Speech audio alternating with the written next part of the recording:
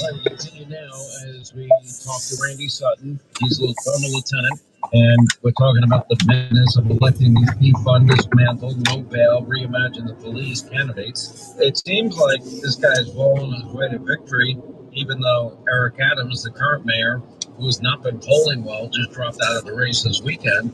There's no guarantee that all those votes would go to Andrew Cuomo, nor would there even be enough mathematically, according to the polls.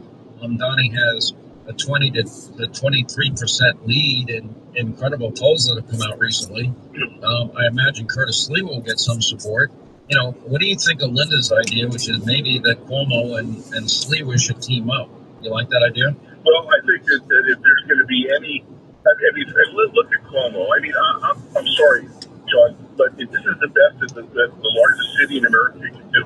They can have Mondami and they can have Cuomo, who is, as far as I'm concerned, a very damaged candidate from his own. Well, he's the guy that brought no bail to New York State anyway.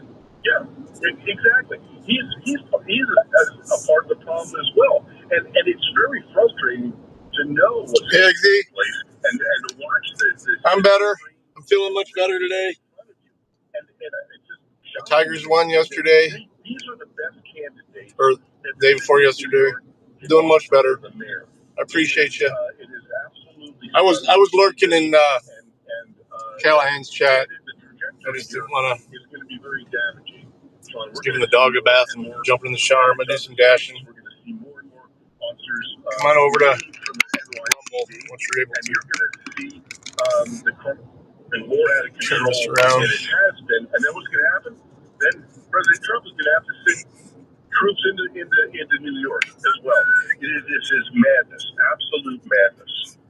No, it's self-induced. I don't get it either, but you know what? I left New York for a reason. This is one of them. Appreciate it, Lieutenant. Thank you, Lieutenant Randy Sutton. Thank you very much. 800-941-SEAN is our number if you want to be a part of the program. Everybody needs a home security system. Now, you don't want a reactive system. You want a proactive system. You know, many home security systems. I can't get the fucking. They'll only take action. Please open somebody is inside the house. You might get a call from a security monitor. Somebody just broke into your house. Meanwhile, you're probably upstairs, and it's like, oh, thanks for telling me. At that point, you know what? The crime has already happened, and probably a lot worse before police can get there.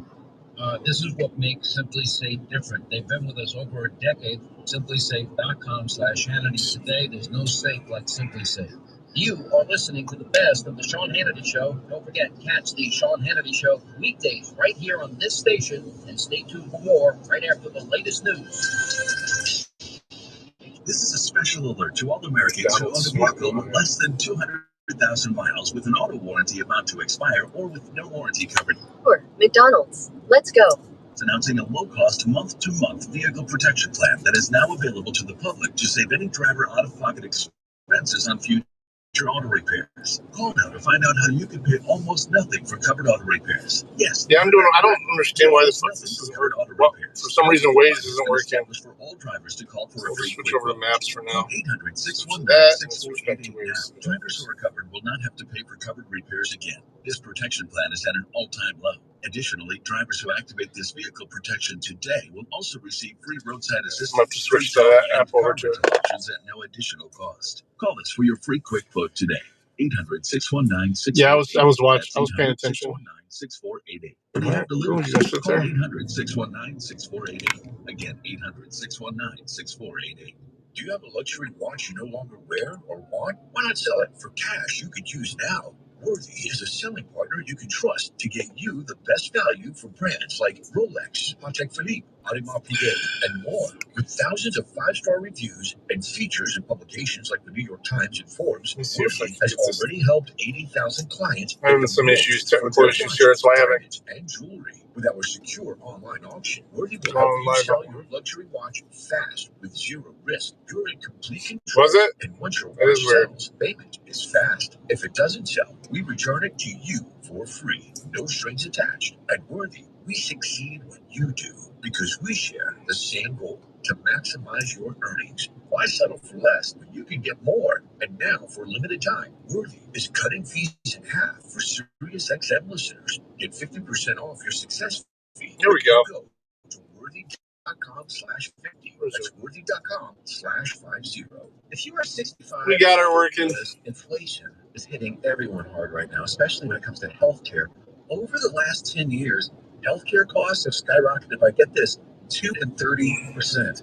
If you have Medicare Part I think it was just a Wi-Fi thing. There's still out-of-pocket expenses like deductibles and co-payments, and they really add up. Here's some good news. So open the Medicare app. 65 Plus is designed to fill in those gaps and help protect you from rising healthcare costs. At only $99 per month up to age 75, you get peace of mind at a price you can afford. The MediShare is trusted too. It's been around 30 years. It's not some big impersonal thing.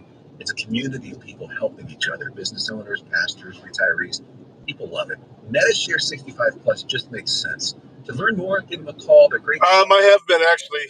That was a combination of what I've been doing. 844-SHARE-33. That's 844-SHARE-33. 844-SHARE-33. This is Patriot Conservative.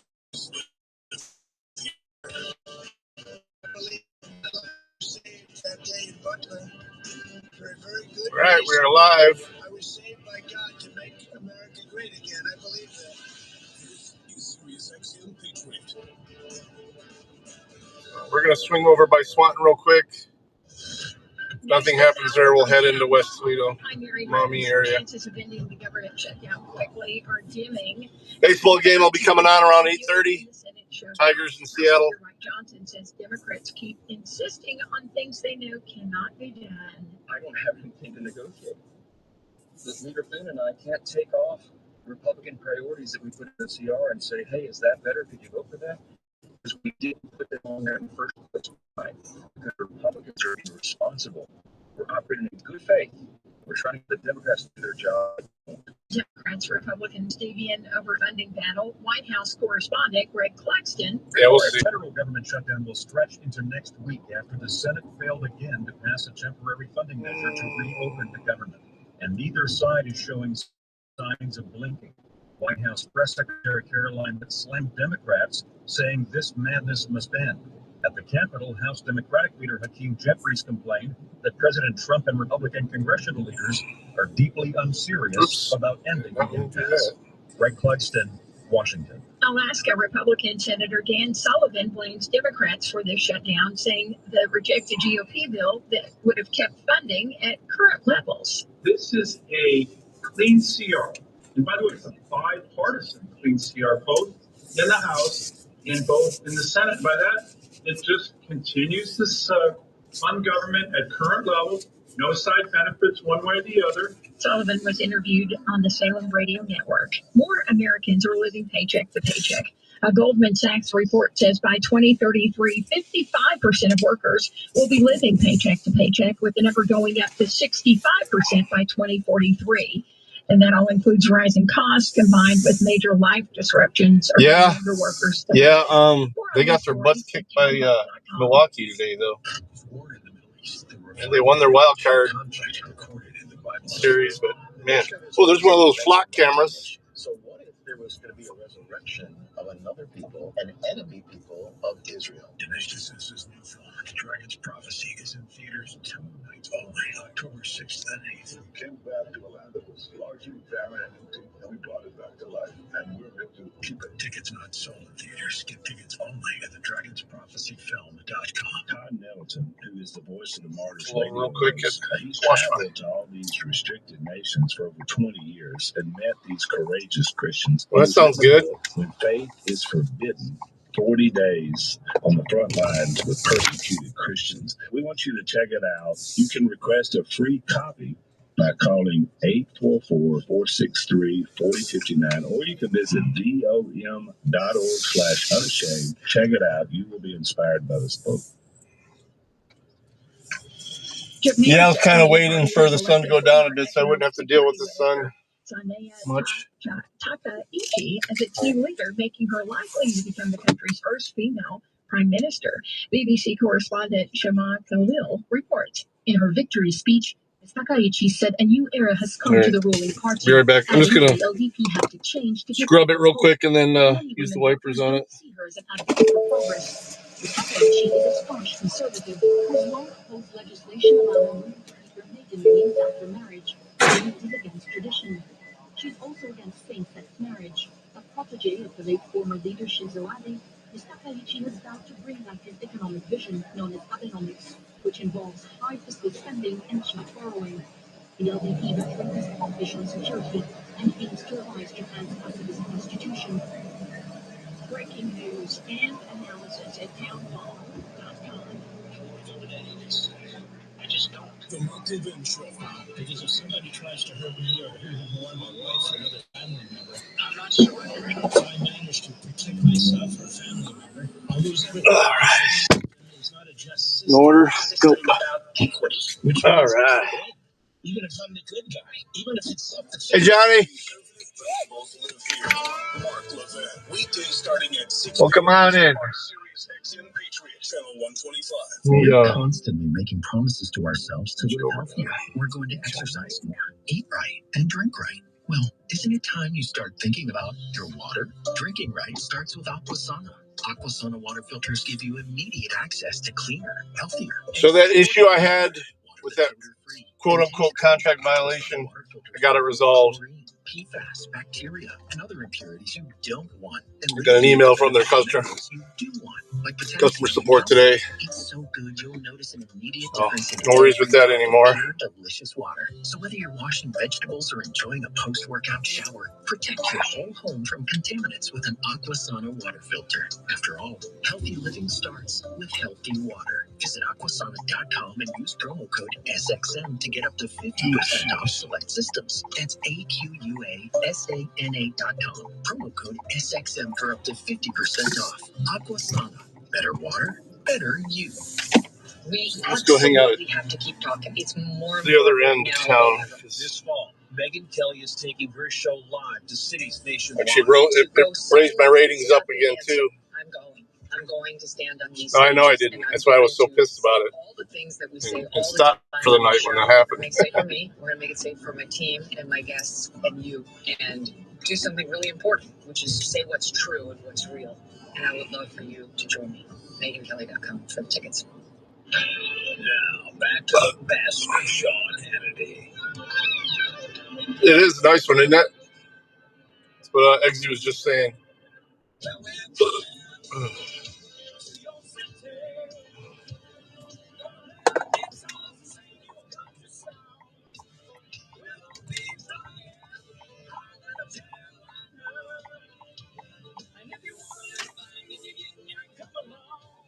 In those remarks there, I counted Audrey Kanye 8 times.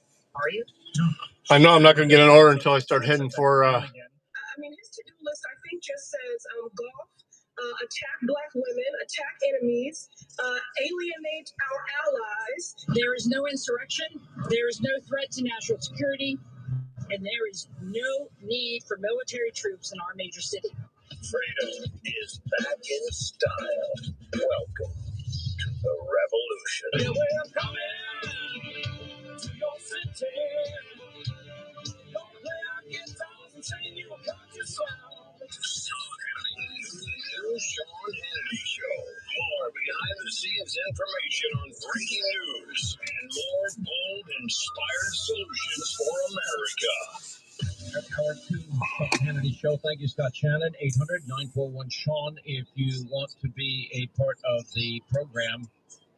The president now laying out his 21-point plan to literally a deadline for Hamas to reach a deal in Gaza. The president saying that Hamas I don't think that's even parking there, dude. 3 or 4 days to accept this most recent ceasefire deal and return the hostages within 72 hours. Cool. He says we're going to do it in 3 or 4 days. And he said Israel's all signed up. We're waiting for Hamas. Hamas is either going to be doing it or not. And if it's not, he's going to, it's going to. And everybody came to Marcos all at once. Here's Prime Minister Netanyahu yesterday at the White House. Oh, yeah? They're pretty much everywhere now. The president saying that Israel has the full backing to take out Hamas if they reject this deal. Listen. But if Hamas rejects your plan, Mr. President, or if they supposedly accept it and then basically do everything to counter it, then Israel will finish the job by itself. This can be done the easy way, or it can be done the hard way, but it will be done. We prefer the easy way, but it has to be done. All these goals must be achieved. Man, everybody just pulled up the fucking Marcos. Sacrifice the finest of our young men to have Hamas stay in Gaza and threaten us again and again and again with these horrific massacres. But the Arab countries are going to, and Muslim countries are going to be dealing with Hamas, and I believe they've already, I think they probably have an understanding.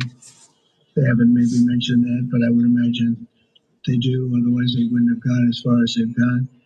If they're unable to do so, then Israel would have my full backing to finish the job of destroying the threat of Hamas. But I hope that we're going to have a deal for peace. It's like the house Hamas pizza. rejects a deal, which is always possible. They're the only one left. Everyone else has accepted it. But I have a feeling that we're going to have a positive answer. But if not, as you know, baby, you'd have our full backing to do what you would have to do. Now, how many more tens and She's doing good. thousands of rockets? Michigan kicked butt today, so she's getting ready to watch her team. The lethality of these rockets, they're more.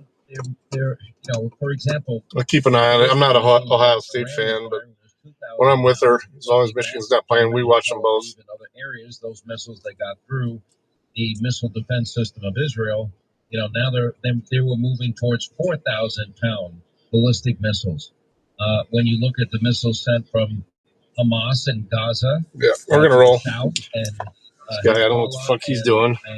Not even in a parking spot. In the north, and the Houthi rebels on top of that. The idea here is Israel can no longer withstand tens of thousands of rockets. We'll start heading that way, and I guarantee you, as soon as they get about near the airport, I'll get a call to turn back around. The Iron Dome and their other missile defense systems are only a mere band-aid, a temporary solution. Hey, Brandon. But there's going to come a point where the threat. Welcome on in. This is actually my first stream of the month. Gaza must be de-radicalized, the terror-free zone. So yeah, everybody who can, please come over to Rumble. I need them chance. I actually got monetized last month because they had a glitch. I think that's what caused none of my ad reads to go through. So they paid me the content or the creator pay.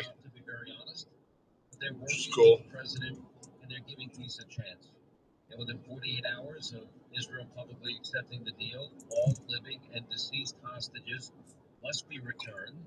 And Israel has given up a lot in the process. They're going to free several hundred Palestinian security prisoners serving life sentences, over 1,000 Gazans arrested since the start of the war, along with the bodies of several hundred Palestinians. They're going to give up a lot here and take a risk that this is not going to be, returned to radicalism. Arab nations are supporting it, and Hamas members who commit to peaceful coexistence will be granted amnesty. I doubt Israel likes that provision either. However, they have agreed to go along and give peace in this case a chance. Problem you have. Oh, thank you. I appreciate it. Hamas is a terrorist organization. I tried to when I remember to. A call for the destruction of Israel. They have pursued this with a vengeance. Oh, there we go. I told you as soon as I fucking pulled away. Oh no, this is actually all the way to spicy tuna. Hell yeah, I'll take this. This will be a good one. They go to school. They have math books. Ooh, it's got alcohol on it too. Sweet. It's not that far off. Got it. Okay, if you have 10 Jews, you kill 7. Sweet. How many Jews are left to kill? I mean, and this is what infuriates me. 1,200 Israelis were murdered on October 7th. They have a very small population in Israel. About 10 million people. Not a lot. And they've got to defend themselves against enemies that surround them. And, that would be... Boy, Speedway first? Fuck. Population size extrapolated out. The fuck happened? 1,000 dead Americans in a day. And you ask yourself, what would you expect and what would you demand of your government? If in fact, I can't turn there. That's somebody's driveway. Ambassador Nathan Sales is with it's the Speedway. Trump administration as an the fuck is going on? It said spicy tuna. And acting under Secretary of State played a very key role in the Macron campaign against the Iranian regime. Almost full moon. He in 2022 was sanctioned by Iran directly. This is turning me around. A look at this deal. I think Prime Minister Netanyahu. So is this 2 orders? He's given up a lot here, and he doesn't really Let's get in here and see. Finish the job. It just take it by 750. They're decimating every one of their enemies simultaneously, and it's complicated and it's expensive. How am I going to be able to pick this up by 7:15 if I'm not even that close yet? Benjamin Netanyahu is actually taking some risks here. Yeah, it's a double order. Okay. In order to get this war ended on terms that are acceptable to everybody in the region. This is dumb that it wanted me to pick up Speedway first. And he has some members of his coalition that are threatening to walk and throw the coalition into chaos if Netanyahu makes too many concessions. So Netanyahu is prepared to make the tough. Yeah, it's almost full moon. The question now is looks nice. Reading the room, are they actually prepared to recognize they've lost the war? What am I picking up? Probably alcohol from there. Say enough is enough. We're not going to put the house in. One item from Speedway. Voodoo Ranger. Why would we Juice Force Hazy Imperial. I mean, these are the same people. Oh, a 6-pack. Use hospitals and schools for launching pads to fire missiles into Israel. They're the same. That's dumb. So I got to go to Speedway, then turn back around and go all the way out past the airport to pick up some sushi or whatever they want. We'll see what it is. I can't see what's on the order because this one popped up first. This tiger has not changed its stripes. It's not going to change its stripes. It's going to be committed to eradicating Israel and killing as many Jews. I'm glad I was looking. The mapping was like trying to get me to turn around. I'm like, what the fuck? Why is he doing this? In the Arab world, put enough pressure on them right now to say, hey guys, enough is enough. We've got to take a break on this. The Israelis have leverage over Hamas. In that, Benjamin Netanyahu has said, all right, I'm not going to annex parts of Gaza. I'm not going to annex parts of the West Bank. Those would be deal breakers for a lot of Arab states that President Trump is trying to coax into an expanded Abraham Accord. So Netanyahu, it seems, is prepared to take that off. All right. I'll be right back.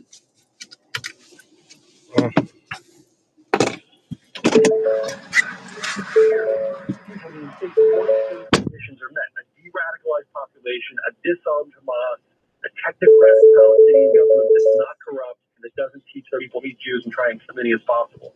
So that actually is light at the end of the tunnel. Maybe gives Hamas not a surrender, they're not their mission, but maybe it gives them enough of an off-ramp to pulse right now, safe to this ceasefire.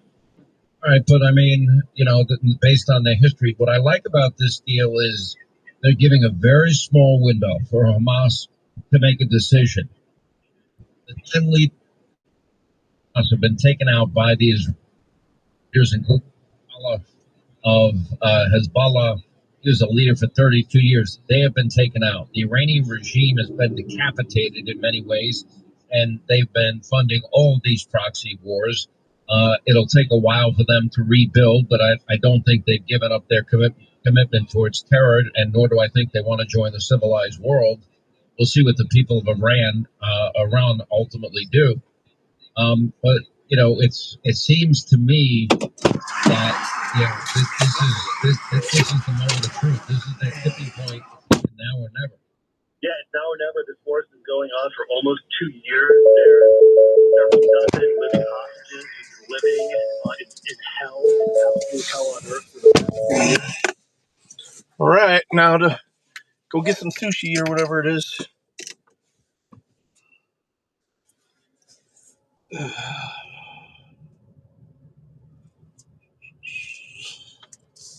So, with Hamas, the question is always, are they prepared to do the right thing? And you should never put your money on, yes, you're dealing with Hamas.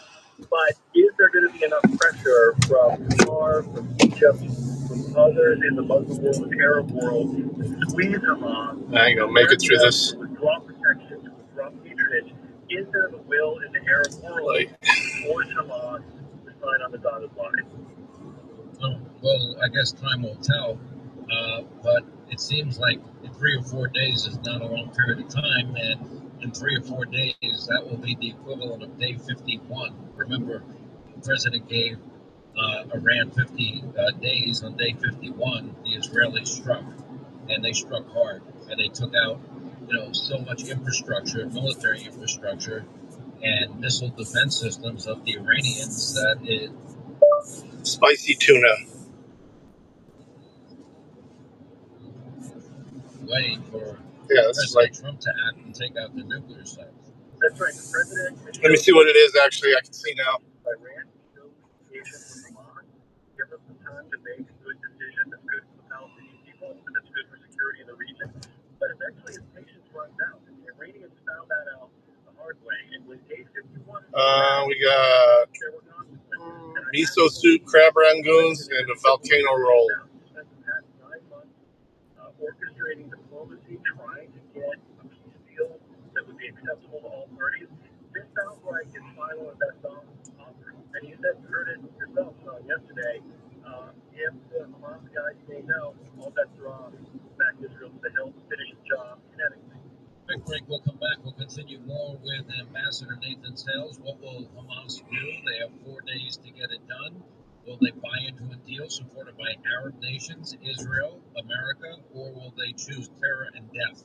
Anyway, more on the other side. Then your calls coming up, 800-941-SEAN, as we continue.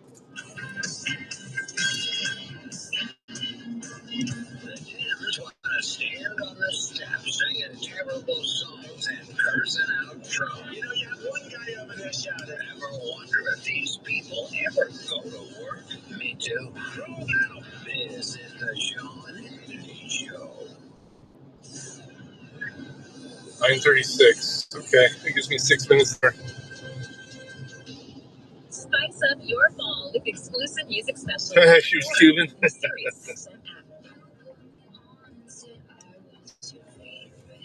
From cozy acoustic mixes to rowdy Oktoberfest fun, plus decade-spanning homecoming hits, live football, and more. Find the perfect sweater weather soundtrack in collections handpicked for the season.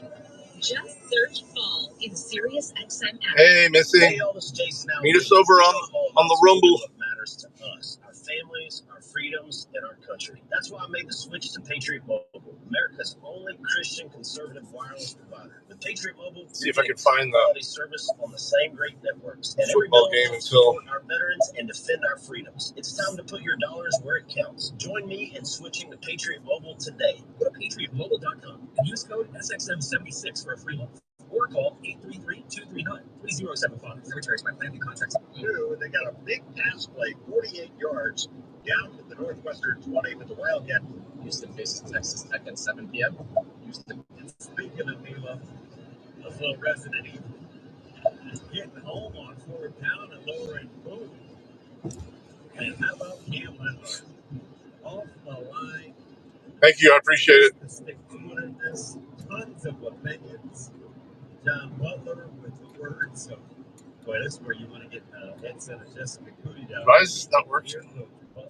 Cancel it. Set. Banana saying, get him to the ground. This is there we go. Hanson, and he is eventually on the ground. In the end, that injured left tackle spot becomes an issue. It was Lenhart who worked past the left tackle Connor Moore. Brought to you by G. Messer Auto. Turnover on downs. Huskers have it at the Spartan 17 of 31-21. 92.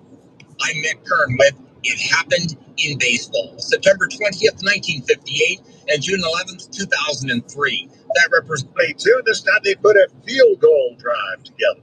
34-yard field goal try here for Jack Olson. 1 for 2 a week ago. Out of the hole to Henry Helms. Here's the snap. Kick by Olson. Plenty of distance. The kick is good. Oh, yeah?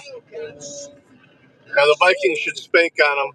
On each of their 3 possessions, and they lead ULM 18-7 with 2:01 to go. Lions didn't have much trouble with them. Here the first half of play. Cats did mount a drive in the closing seconds of the first half. The time ran out. It was 18-7 at halftime. They took the second half kickoff and went 63 yards in 7 plays. The final 39 on the ground. 3rd and 7 for the ULM. This guy behind me doesn't have his headlights on. He's going to be pulling up on the left on the turning lane here.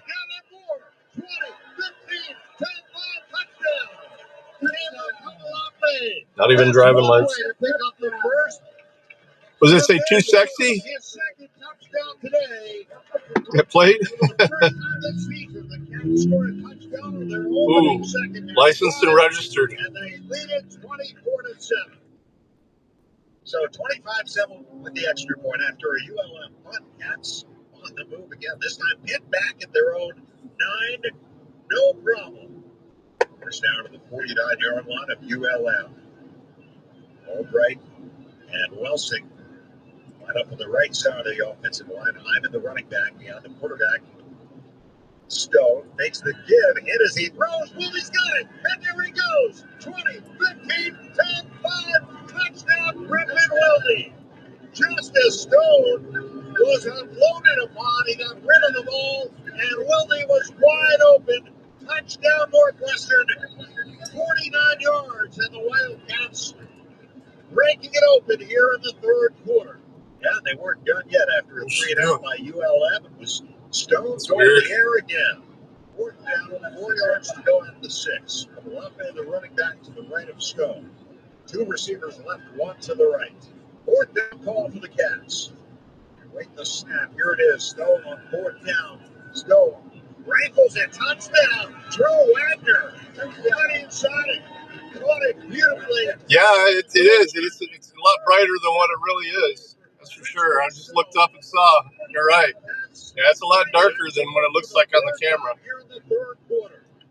Great possessions in the third. 3 touchdowns. 39-7. The Wildcats would add a field goal in the fourth, and they win it 42-7 over ULM. Cats fans, don't go home on an empty stomach. Rest your voice. Refuel at Chick-fil-A Old Orchard, conveniently located on Skokie Boulevard across the Old Orchard Mall. Their drive-thrus open to feed your game day crew. A final timeout. We wrap it up from Evanston after this. It's Northwestern football presented by Wintrust from Learfield on 720 WGN. Morning, Joey. Got donuts. Jeff Bridges, why are you still living above our garage? Well, I dig the mattress, and I want to be in a T-Mobile commercial like you. Teach me, Savannah. Oh, no. UL Monroe, is that who Northwestern's playing? That's why they're winning. Get the new iPhone 17 Pro. University of Louisiana, Monroe. Powerful iPhone yet, and has the ultimate Pro camera system. Wow, impressive. Oh, yeah, this is Airport Highway.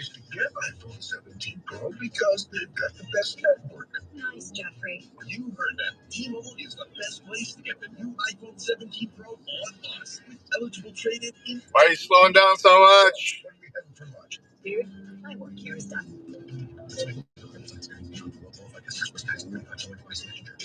This guy does not even know how to keep it in gear. Jeez.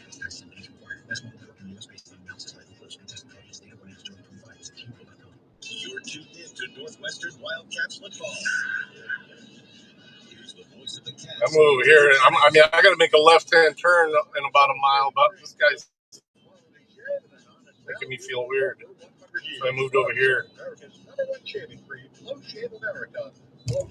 even doing the speed limit now, but win their second straight, 42-7. I'm not going to swoop in ahead of. Now it's back to the Big Ten for the remainder of the regular season with a trip to Happy Valley 1 week from today. The Wildcats taking on the Penn State Nittany Lions, who were upset at UCLA this afternoon.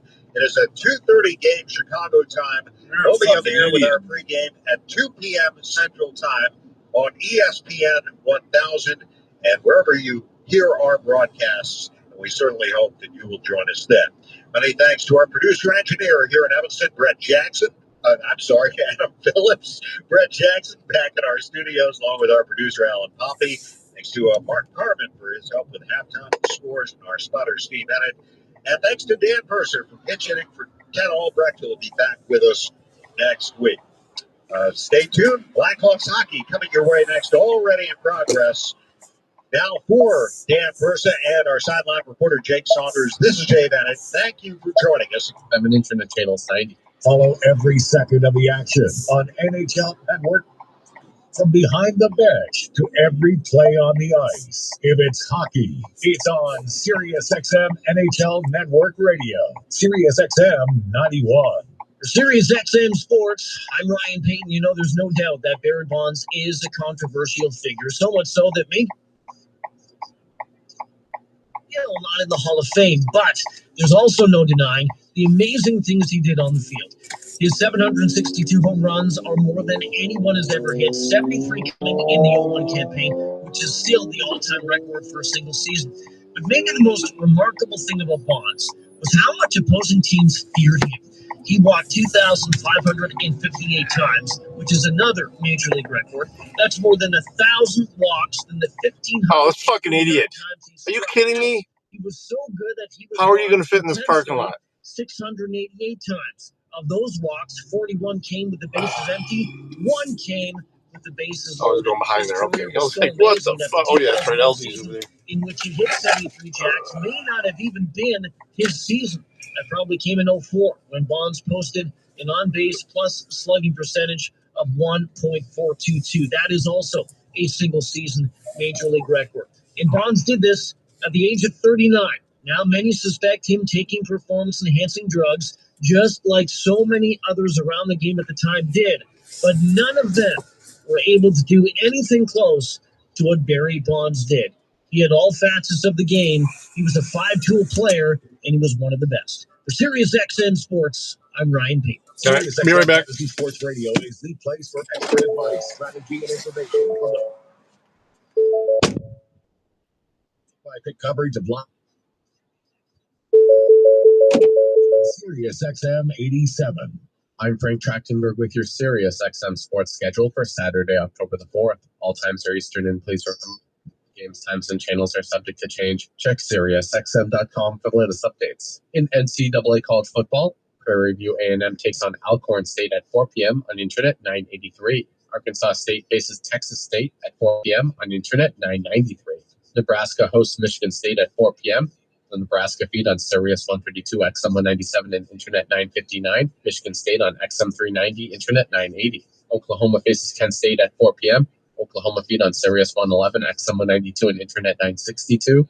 Kent State on Internet 992. Jackson State faces Alabama A&M at 5 p.m. on XM 386, Internet 976. Old Dominion takes on Coastal Carolina at 6 p.m. on Internet 994. Houston faces Texas Tech at 7 p.m. Houston on Sirius 160, XM 199, and Internet 953. Texas Tech on Sirius 106, XM 198, and Internet 952. Rice faces Florida Atlantic at 7 p.m. on XM 382, Internet 972. South Alabama faces Troy at 7 p.m. on Internet 995. Wyoming faces UNLV at 7 p.m. The Wyoming feed on XM 383, Internet 973. UNLV on XM 384, Internet 974. Florida State takes on Miami at 7:30 p.m. Florida State on Sirius XM and Internet Channels 84. Miami on Sirius XM and Internet Channels 82. Ohio State takes on Minnesota at 7:30 p.m. Ohio State feed on Sirius XM and Internet Channels 85. Minnesota on XM and Internet 372. Colorado faces TCU at 7:30 p.m. The TCU feed on Sirius XM and Internet Channels 83. Colorado on XM 385, Internet 975. Texas A&M faces Mississippi State at 7:30 p.m. Texas A&M feed on Sirius 137, XM 190, and Internet 960. Mississippi State on XM and Internet 374. UCF faces Kansas at 7:30 p.m. The UCF feed on Sirius XM and Internet Channels 145. Kansas on XM 387, Internet 977. Memphis faces Tulsa at 8 p.m. Memphis on XM 381, Internet 971. Tulsa on XM 380, Internet 970. Duke faces Cal at 10:30 p.m. Cal feed on Sirius 119, XM 193, and Internet 955. Duke on XM 382, Internet 972. Fresno State faces Nevada at 10:30 p.m. with the Fresno State feed on XM 384, Internet 974. Nevada on XM 383, Internet 973. I'm Frank Trachtenberg with your Sirius XM Sports schedule for Saturday, October the 4th. All times are Eastern, and please remember, all games, times, and channels are subject to change. Check SiriusXM.com for the latest updates. In NCAA college football, Prairie View A&M takes on Alcorn State at 4 p.m. on Internet 983. Arkansas State faces Texas State at 4 p.m. on Internet 993. Nebraska hosts Michigan State at 4 p.m. The Nebraska feed on Sirius 132, XM 197, and Internet 959. Michigan State on 4 p.m. Oklahoma feed on Sirius 111, XM 192, and Internet 962. Kent State on Internet 992. Jackson State faces Alabama A&M at 5 p.m. on XM 386, Internet 976. Old Dominion takes on Coastal Carolina at 6 p.m. on Internet 994. Houston faces Texas Tech at 7 p.m. Houston on Sirius 160, XM 199 and Internet 953. Texas Tech on Sirius 106, XM 198 and Internet 952. Rice faces Florida Atlantic at 7 p.m. on XM 382, Internet 972. South Alabama faces Troy at 7 p.m. on Internet 995. Wyoming faces UNLV at 7 p.m. The Wyoming feed on XM 383, Internet 973. UNLV on XM 384, Internet 974. Florida State takes on Miami at 7:30 p.m. Florida State on Sirius XM and Internet channels 84. Miami on Sirius XM and Internet channels 8.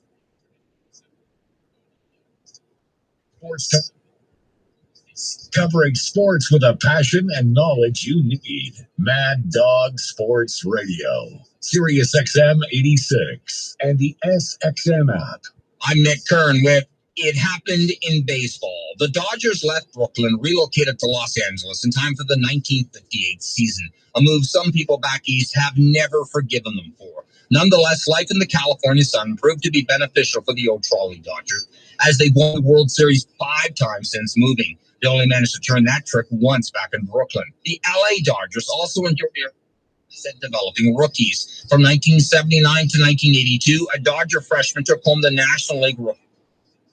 In 1979, it was pitcher Rick Sutcliffe who was taken 21st overall buyout for amateur draft. He had a couple of cups of coffee with the team before emerging that season with an impressive 17-10 record. Sutcliffe will go on to win the 1984 Cy Young Award as top NL pitcher, but he was with the Cubs by then. In 1980, another Dodger pitcher, Steve Howe, was top rookie, taken 16th overall in the 79 draft. Howe went 7-9 with 17 saves in his inaugural season. A year later, maybe the most famous of all Dodger rookie pitchers was none other than Fernando Valenzuela. The native of Mexico exploded onto the scene, going 13-7 in the shortened 1981 season. He had 11 complete games and 8 shutouts. That also nabbed him the Cy Young Award. Valenzuela went 3-1 in the postseason as the Dodgers won World Series. Steve Sachs didn't pitch, but he still won Rookie of the Year honors for LA in 82. The second baseman hit 282 in 150 games. For It Happened in Baseball, in LA, I'm Nick Kern. MLB Network Radio is your home for 24/7 baseball talk, featuring on-site coverage of every major event. Expert analysis from former general manager, Sirius XM, Channel 89. I'm Frank Trachtenberg with your Sirius XM sports schedule for Saturday, October the 4th. All times are Eastern, and please remember, games, times, and channels are subject to change. Check SiriusXM.com for the latest updates. In the Major League Baseball playoffs opening day of the AL Divisional Series, Toronto Blue Jays face the New York Yankees at 4:08 p.m. Blue Jays on Sirius 210, XM 177, and Internet. Yankees on Sirius 209, XM 176, and Internet 859. National feed on Sirius XM and Internet channels 81. Philadelphia Phillies host the LA Dodgers at 6:38 p.m. Phillies on Sirius 211, XM 178, and Internet 860. Dodgers on Sirius 103, XM 179, and Internet 854. National feed on Sirius XM and Internet channels 80. Spanish feed on Sirius 146, XM 180, and Internet 870. Seattle Mariners take on the Detroit Tigers at 8:38 p.m. Mariners on Sirius 208, XM 175, and Internet 864. Tigers on Sirius 108, XM 181, and Internet 850. National feed on Sirius XM and Internet channels 81. In MLS, FC Dallas takes on LA Galaxy at 4:30 p.m. on Sirius XM and Internet channels. Miami takes on New England Revolution at 7:30 p.m. on Sirius XM. And speed on Internet 1999. Seattle Sounders FC host Portland Timbers at 10:30 p.m. on Sirius XM and Internet channels 157. Spanish speed on Internet 1999. In the NASCAR Xfinity Series starting at 4:30 p.m. Catch full coverage of the Blue Cross NC 250 on Sirius XM and Internet channels 90. In NHL preseason action, Anaheim Ducks face the LA Kings at 4 p.m. The Kings on Internet 932, Ducks on Internet 920. Nashville Predators face the Carolina Hurricanes at 4 p.m. Preds on Internet 935, Hurricanes on Internet 924. Dallas Stars host the Colorado Avalanche at 6 p.m. on Internet 926. Chicago Blackhawks face the St. Louis Blues at 7 p.m. Blackhawks on Internet 925, Blues on Internet 944. Detroit Red Wings face the Toronto Maple Leafs at 7 p.m. Red Wings on Sirius and XM channels 91, Internet 929, Leafs on Internet. Florida Panthers face the Tampa Bay Lightning at 7 p.m. on Montreal Canadiens host the Ottawa Senators at 7 p.m. Canadians on Internet 9:30. Sens on Internet 9:39. Utah Mammoth face the San Jose Sharks at 8 p.m. The Mammoth on Internet 9:47. On the PGA Tour starting at 2 p.m. Catch full coverage of the Sanderson Farms Championship on Sirius XM and Internet channels 92. I'm Frank Trachtenberg with your Sirius XM sports schedule for Saturday, October the 4th. All times are Eastern, and please remember, all games, times, and channels are subject to SiriusXM.com for the latest updates. In the Major New York Yankees at 4:08 p.m. Blue Jays on Sirius 210 XM 177 and Internet 868. Yankees on Sirius 209 XM 176 and Internet 859. National feed on Sirius XM and Internet channels 81. Philadelphia Phillies host the LA Dodgers at 6:38 p.m. Phillies on Sirius 211 XM 178 and Internet 860. Dodgers on Sirius 103 XM 179 and Internet 854. National feed on Sirius XM and Internet channels 80. Spanish feed on Sirius 146. XM 180 and Internet 870. Seattle Mariners take on the Detroit Tigers at 8:38 p.m. Mariners on Sirius 208 XM 175 and Tigers on Sirius 108 XM 181 and Internet 850. National feed on Sirius XM and Internet channels 81. In MLS, FC Dallas takes on LA Galaxy at 4:30 p.m. on Sirius XM and Internet channels 157. Inter Miami takes on New England Revolution at 7:30 p.m. on Sirius XM and Internet channels 157. Spanish feed on Internet 1999. Seattle Sounders FC host Portland Timbers at 10:30 p.m. on Sirius XM and Internet channels 157. Spanish feed on Internet 1999. In the NASCAR Xfinity Series starting at 4:30 p.m., catch full coverage of the Blue Cross NC 250 on Sirius XM and Internet channel 90. On the court and off, your home for the NBA is Sirius XM. Follow all the drama as your favorite team vies for it all. Sirius XM NBA Radio. Sirius XM 86. I'm Nick Kern with It Happened in Baseball, September 18th, 2006. On this Monday evening at Dodger Stadium, over 55,000 people showed up to watch the home side clash with the San Diego Padres. The two teams were separated by only a half game in the National League West standings, with the Padres sitting.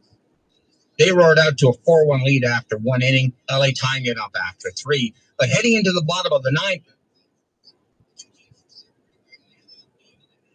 Jeff Kent led things off with a home run against the right-hander. J.D. Drew followed suit with his own solo shot. That was more than enough for Padres manager Bruce Bochy, who went to the bullpen for closer Trevor Hoffman. Well, that made absolutely no difference in matters, as first Russ Martin and then Marlon Anderson both crushed balls for solo shots, tying the game at 9 runs apiece. The Dodgers ended up winning this one 11-10 thanks to a 2-run Nomar Garciaparra home run in the 10th, and they moved into first place in the West. LA and San Diego would both end up tied for the division lead at the end of the season, with both teams compiling 88 wins. The Padres were awarded the division title due to winning the season series.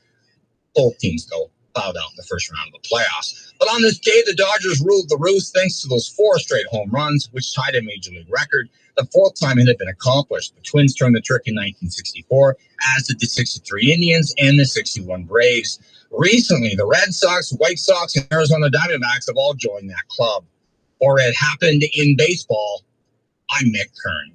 Sirius XM NFL Radio Channel 88 brings you expert analysis from former players, coaches, and executives, plus reaction to all the latest news on the only 24/7 station dedicated to the National Football League. I'm Frank Trachtenberg with your Sirius XM sports schedule for Saturday, October the 4th. All times are Eastern, and please remember, all games, times, and channels are subject to change. Check SiriusXM.com for the latest updates. In NCAA college football, Prairie View A&M takes on Alcorn State at 4 p.m. on Internet 983. Arkansas State faces Texas State at 4 p.m. on Internet 993. Nebraska hosts Michigan State at 4 p.m. The Nebraska feed on Sirius 132, XM 197, and Internet 959. Michigan State on XM 390, Internet 980.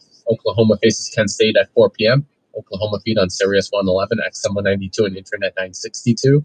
Kent State on Internet 992. Jackson State faces Alabama A&M at 5 p.m. on XM 386, Internet 976. Old Dominion takes on Coastal Carolina at 6 p.m. on Internet 994. Houston faces Texas Tech at 7 p.m.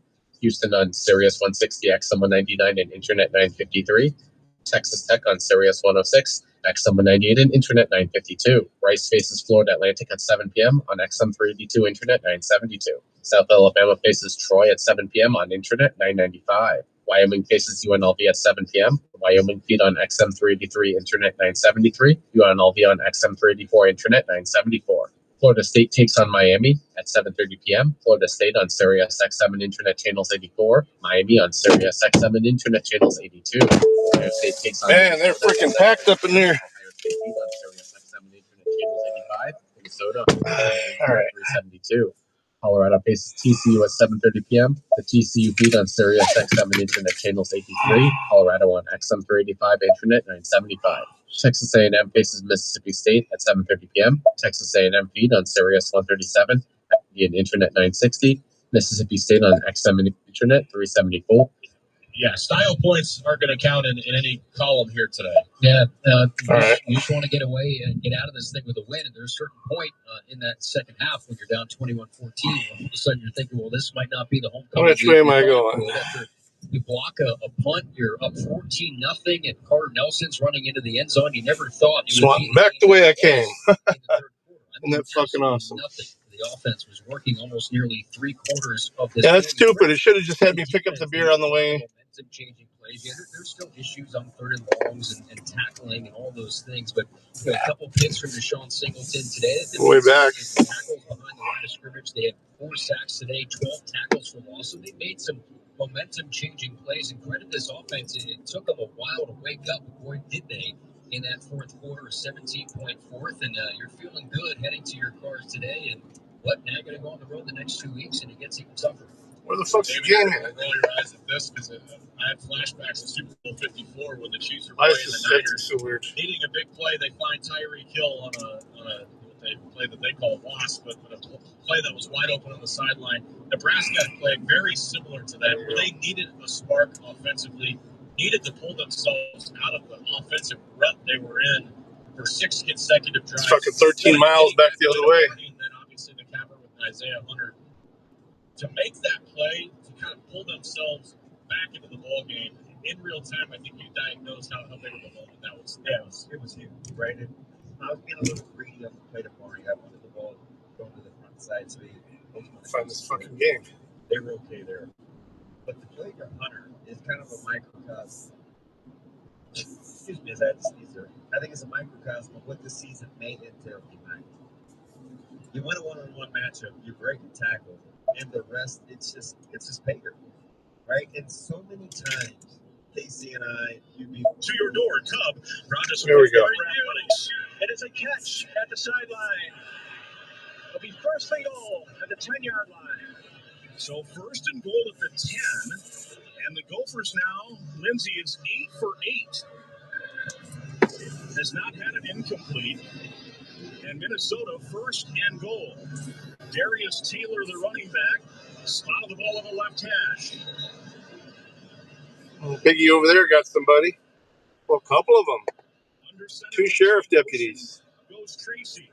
Rolling right is Lindsey. Wants to throw back. He fires it away. Boy, he had a man open in the end zone. Tracy broke free in the back of the end zone, and he tried to find Pierce Walsh and ended up having to throw the ball away, basically. First incomplete of the night. 7 of 8 now, and it's 2nd and goal. That's a touchdown if he just happened to catch Tracy right late. Yeah, it's a little bit too bad. They didn't see him. It looked like he looked at it. Go first. Back to the backside and didn't see anything he liked, and he did what he needed to do, throw the ball away. Hopefully the wife isn't here and say that. Well, these guys had 6 sacks last week, so Lindsey knows he can't hold on to it too long. And Better just sleep on the couch. He's down and watching it. Comes in motion under center again. It's again a play action. War, divorce, wealth. Fires underneath, and that's going to be no gain. It's caught. Maybe a gain of 1. Lorenzo Styles on the stop. And it'll be 3rd and goal from the 9 after pickup of 1. That looked almost like the same play they ran the immediate play before, similar action. Yeah, it did. It looked very, very similar, but he actually rolled out just a little bit further on that play. But unfortunately, he wasn't able to outflank that defender on the perimeter right there. He just got brought down for no gain. Big third down here. This will be the 12th play of the drive. The Gophers have moved it 66 yards. 3rd and goal from the 9. Minnesota's burned 6.5 minutes off the clock so far. Lindsey this time out of the gun with Cam Davis to his left. That's the right side of the field.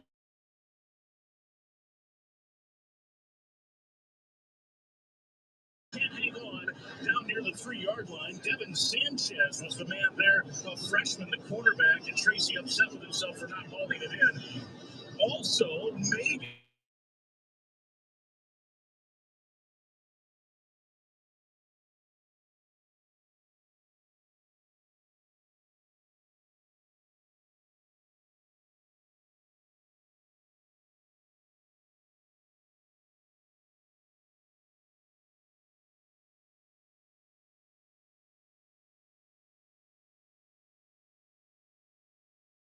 yards and a nice opening drive. Left, but we're still going. Dutch proudly donates $250 to the Golden Gopher Fund.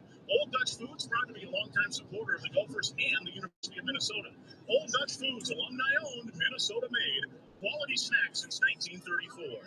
13 plays, 66-yard drive, and covered nearly 7 minutes, 6:55, and officially We're back. Yard Brady Danberg field goal, and it's 3-0 Minnesota. The drive summary sponsored by Affinity Plus. With this and all scoring drives this season, Affinity Plus donates $150 to Special Olympics Minnesota. Lindsay went 8 for 10 on the drive for 65 yards. 8:05 to play. This is Golden Gopher football from Learfield. United Healthcare is a proud presenting partner of the 2026 Special Olympics USA Games because we share their vision of a world where everyone belongs and ability triumphs. Oh, it's not in Columbus, huh? Learfield. As a proud supporter, just as we stand Minneapolis. every step of their journey of health, because we know what it means to have a personal cheering section and supporter on your side when you move through life's obstacles and get back into the race. United Healthcare, your hometown healthcare plan. With corn rootworm costing farmers up to $1 billion a year, you need the right strategy. Introducing Durastack trait technology, featuring 3 powerful modes of action to strike corn rootworm at full force, outsmart, outmaneuver, and outmatch their every move with the industry's first triple BT protein stack built for corn rootworm control. Take back your field potential. Make your move at Durastack.com. Available for the 2027 season. Ready the couple. Cool. Sky you love. This is Golden Gopher football from Learfield. Gopher fans, check out the spot for Gopher Weekly with PJ Flack. The Tipsy Steer in High Pines in Roseville is a great place to watch the games with a large outdoor space to eat, drink, and hang out with your friends. Check this place out. Locally owned refreshing beverages and food sourced from area farmers, serving up many favorites like bacon lollipops and armadillo eggs. The sassy menu also features pizzas and acclaimed burgers. Tipsy Steer in High Pines in Roseville, County Road C and Snelling in Roseville, or online at tipsysteer.com. Man, that sushi place was packed. Banking that just clicks. Like risk-free checking. An account that's filled with features, but no monthly maintenance fee, no matter what.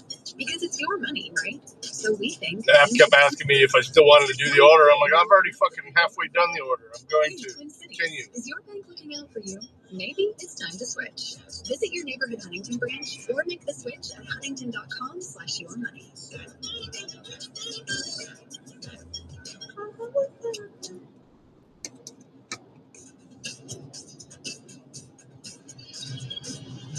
Well, the Gophers on a nice start. They get a scoring drive, and they're leading 3-0. 8:05 to go first quarter. Welcome back to the Federated Insurance broadcast. Denenberg is sidewinding kick sales out the back of the end zone for a touchback. We'll listen to this, Ohio State will start. and we'll switch over to the Tiger game. Spent about 3 minutes on the Alabama campus, and then transferred to Ohio State in his first year of starting. Leads the country in completion percentage, not bad, 78.8%, 10 touchdowns, 3 interceptions. Julian Sand is the quarterback. We'll see who starts at running back. Bo Jackson, not that Bo Jackson, but a new Bo Jackson has come onto the scene, and he's been their best running back this season as a freshman. Didn't even play in the season opener, and has been really good lately, and he will get the start. 80 yards at Washington last week, 109 the week before against Ohio. Up front, former Gopher Philip Daniels, the right tackle. Austin Sarafeld is the team captain left tackle. He is not allowed a pass pressure this year. Montgomery and Chabola the guards. Hinsman is the center. And to throw right away is Sane. He wins it near side. It's caught, and that is... And what is with all the fucking headlights? About the 31-yard line. And he makes the catch. Something was sketchy up there. In front of... Emergency lights or something. Like there's an accident. It's a transfer from Iowa. The receivers, Jeremiah Smith, Brandon Innes, and Carnell Tate. And they can run, and they can break tackles. Oh, a friendly spot all the way out to the 33. I'm not sure he was all the way there, but it's an 8-yard gain, not a 6-yard gain. And it's now out of the pistol, hand off to Bo Jackson. Good hole, and he has a first down, and then some across the 40 to about the 43-yard line. Devin Williams, who a week ago had a career-high 13 tackles in the win against Rutgers, and Coy Parrish, who had 11 tackles last week. Those two combined to smash him there, but not before it was a nice pickup to move the sticks out to the 43. And Bo is averaging about 8.5 yards per carry. That stands out when you're filling out your boards. 297 yards rushing. You're now up over 300. From the 43, out of the pistol set, Jackson stands Tempted to take a different route. Good old-fashioned true pistol. Started out at Utah State. Here's a handoff to Jackson. We'll see. Gets outside and runs into a man. It's a similar ETA, but we'll stick it out. About 6. And Bo Jackson wasn't messing around. It wasn't quite Brian Bosworth and Bo Jackson, but Zane Bryant probably felt the brunt of that hit. Well, when in doubt, put your shoulder down and try to run over the defender, especially if it's defensive back, and Bo does it there. Sayan wants to throw on play action, and he fires, and he has a man, and that is the man, Jeremiah Smith, into Gopher territory. Darius Green, the safety. Remember, he was the starter 2 years ago, injured last year, and then eventually just everyone else is playing so well. Aiden Gooseby out tonight, so Darius Green gets to start. That's a guy you can count on. But look, you're trying to guard Jeremiah Smith. No one's been able to guard him his entire career, and they're into Minnesota territory at the 39. And Sayan is picking up where he's left off basically the whole year, about an 80% completion. He's 2 for 2, 100% so far. Twin running backs now on the right side. Back there is Tate, and a handoff to Jackson, and this time the Gophers do stand it up. Maybe a gain of 2 or 3. Rashawn Lawrence, amongst others, he was the first man to find a gap. Nate Becker also in the neighborhood. Maverick Baranowski is slow to get up, and he's going to, in fact, stay seated, waiting for the officials to stop play. Timeout for an injury. So the injury on Baranowski, he's up, he has his helmet off, and he's coming off the field under his own power, but P.J. Fleck intercepted him at the slot, and the refs are blowing the whistle saying, you got to get off the field here.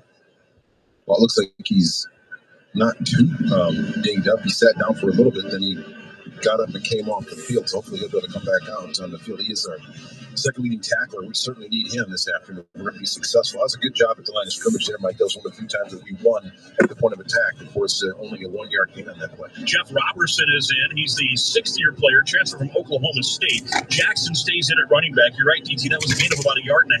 So we'll call it 2nd and a short 8. Here is a blitz coming. Sayan wants to throw deep down the sideline. It is broken up beautifully by John Nestor. Intended target was Jeremiah Smith, the best receiver in the country. Somebody pulled over up here.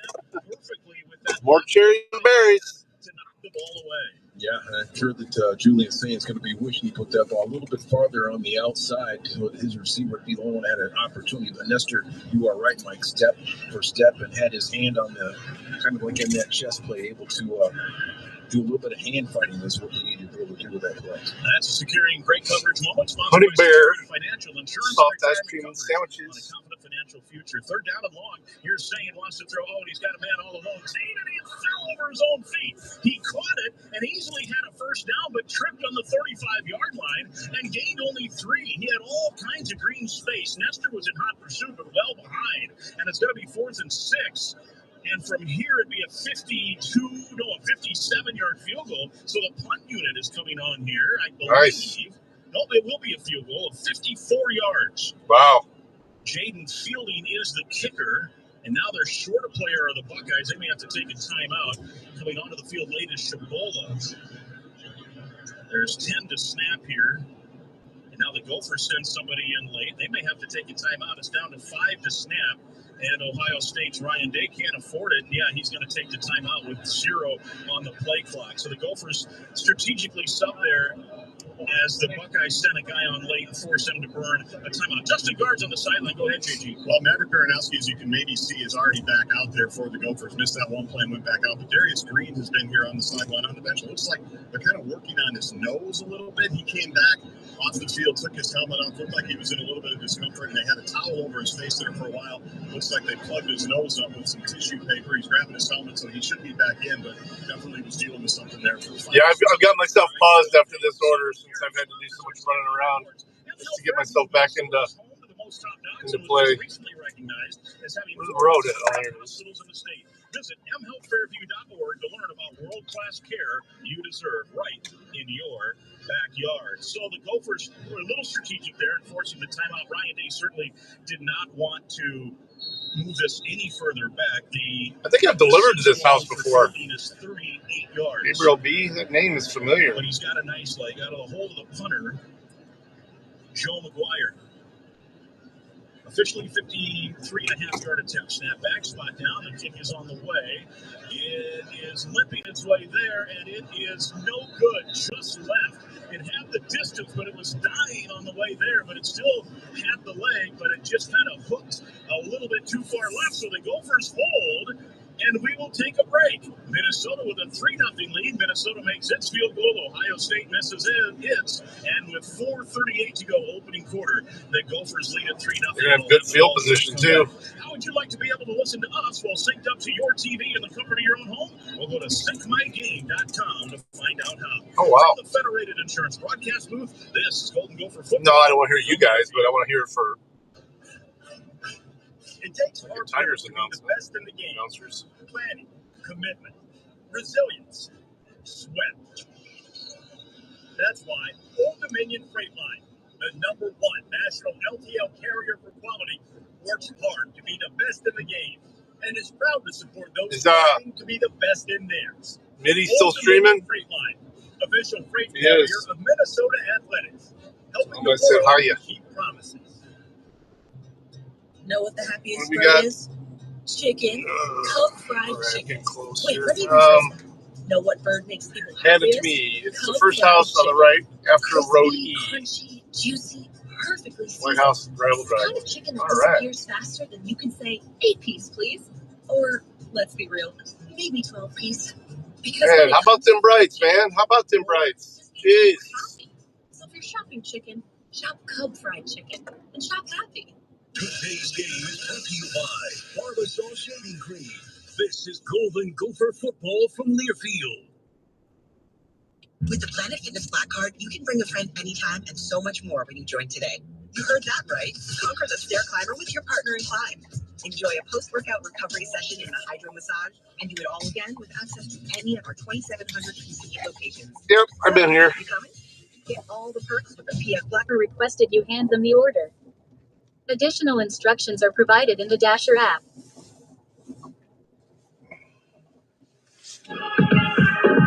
See Club for details. At Les Schwab, we've been changing the game for more than 70 years. Our Go the Extra Mile service means more hustle, less hassle. We design our own exclusive tires to give you more tires made for the roads you drive, less compromise. All backed by America's best tire warranty, including with every tire we sell. We're talking more unbeatable tire warranty, less charging you extra like the other guys. It's why you get more from less. Book an appointment at leschwab.com.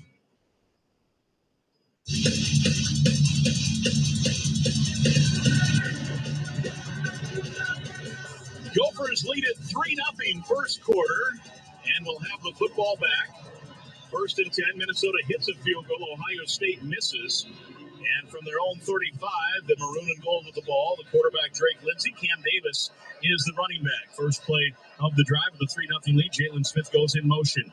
Lindsey with the snap and a straight drop, 4-man rush hit as he throws it. It's incomplete as it fluttered off to the right. Kenyatta Jackson buried him. Jackson, though, is slow to get up. While they attend to him, let's give you an affiliate salute presented by Minnesota Corn. Proud to create opportunities for family farmers while enhancing the quality of life for rural communities and all Minnesotans. Learn more at mncorn.org. 10 seconds on the Gopher Sports Network.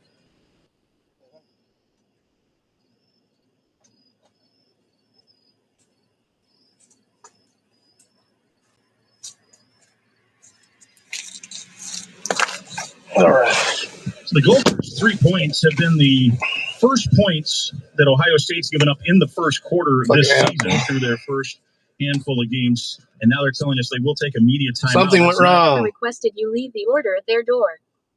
They added the following instructions. Leave at my door. Please bring to back porch. Miami Gardens, Florida had a sack last week. Stay with us from the Federated Insurance That was worth it. I made $20 on that order. From their field. Hey, Gopher fans, Minnesota-made and Gopher alumni-owned Old Dutch Foods. Let's get back into town, see if we can pick up some more orders. Throughout the Upper Midwest since 1934, like their newest flavors: cheddar cheese and hot buffalo pretzel pieces, creamy queso blanco, and black bean and corn salsa. Find Old Dutch in the Gopher Garden before select home games, sampling their latest flavors, or stop by your local store and pick them up today. Old Dutch, family-owned quality snacks since 1934. Big crunchy like that feel such potato chips. All the special interest. Christmas lights? I don't. It's my charging cord does that.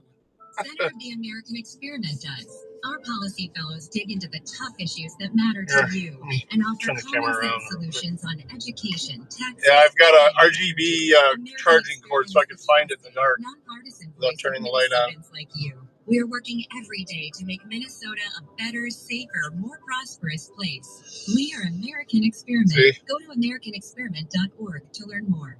You can just picture the anticipation before the big moment. The band playing, the adrenaline flowing, the confidence that you're about to hit. Yeah, I know. I delivered there before. I should have known by the name. Wasn't the same restaurant, but yeah, definitely been to that place before. Oh, Gabriel. It's sheer domination. Get started at Vermont.com/domination. Where? Give a nice tip, too. Hey, Gophers, ready to one-up your rivals off the field? Abbott and the Big Ten are back with the We Give Blood Drive. By showing up to donate blood, you can help your school win $1 million for student or community health. Score a limited edition home field design Minnesota t-shirt. Okay. And most importantly, save Everyone's got their fucking brights on tonight. TPN.org/Abbott to find a donation location. Put Minnesota in the lead. That's BigTPN.org/Abbott. Live from the Federated Insurance broadcast booth, this is Golden Gopher Football. Gopher fans, you can take home a Tacoma this season at the Gopher store. I'm going to punch back in now. I'm right on the edge. I might pick up one as soon as I come back into the area. Take home a Tacoma, courtesy of your local Toyota dealers. Already 2 people in the hopper. Gophers have 2 defensive touchdowns at home. Tonight, a defensive touchdown will be great. It won't qualify anyone, though, for a chance to win. Here we go. You'd love a defensive McDonald's. touchdown or 2 tonight to help your chance. This better be close, because, okay, it is. It isn't paying much, but it's close. So. Came back in that game. Here's a quick hitting pass. Oh, and it hit Gears, and he was not ready for it. Downs was there as well. It hit Gears in the right hand as he had the ball thrown to him before his break, and he just did not turn it in time. Yeah, it's not that far. Some type of miscommunication. Drake threw that ball, and it looked like he was going. Obviously, he was going about 6 or 7 yards, and I think that Drake thought he was going like 3 or 4 yards. So he hits him on the just on the arm and turn around. Luckily, he didn't get bad in the air and get intercepted. Cam Davis now in the game, and now we're in a little bit of confusion as now Drew River gets set up to go wide to the right. 3 receivers left, 2 to the right. Empty backfield here on 3rd down for the Gophers. 3rd and 10. Lindsey waits for the snap, needs it, and they're not going to get it off. He was moving the hand, and the center was not responding. Ashton Beers. That signal is the hand kind of making a fist. Timeout. Minnesota.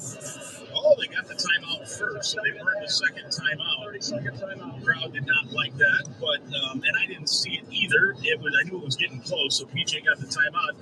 2 timeouts. And again, part of it certainly is crowd noise, GT, but boy, when the quarterback's just pounding his hand down there to try to get the snap, the center's got to respond. Yeah, I think there's some. It seems like that's happened a couple times already in this game, so maybe it's just the environment, maybe it's the surrounding, just the noise. Hopefully, Ashton and Drake will get that worked out.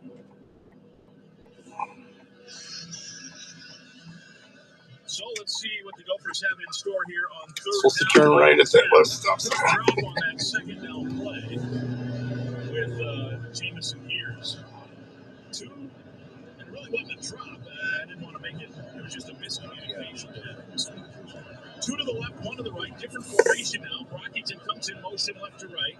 Looks like they'll be in a zone defense. Waiting for the snap is Lindsey. And he on a straight drop. Finds a little bubble. Where the fuck is the turn? Some real estate, but it closes. Jesus Christ. Short of the first down out to the 43. Out here in the boonies, can't see shit. Tackle, and it'll bring up a 4th and 2 in the punt unit skill and the speed of Ohio State, that play's got to be perfectly blocked to get 10 yards out of it.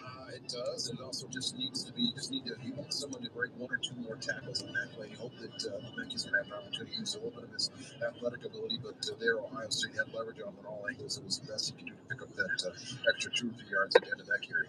So first punt of the day, Tom Weston stands at his own 28.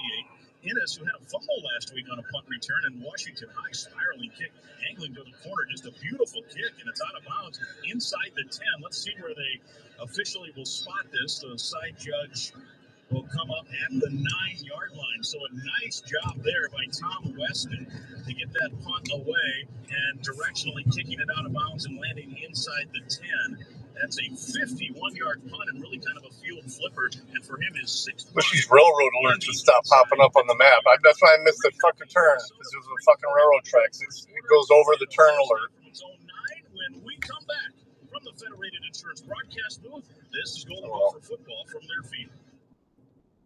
Minnesota's family corn farmers are committed to doing right by their land, families, and communities. Each year, corn farmers invest in research and technologies that increase on-farm productivity and efficiency. They develop markets and biopolymers to reduce emissions and boost rural economies. And they support scholarships and educational opportunities for the next generation of farmers. Minnesota corn farmers, creating opportunities for the future of agriculture. Learn more at mncorn.org.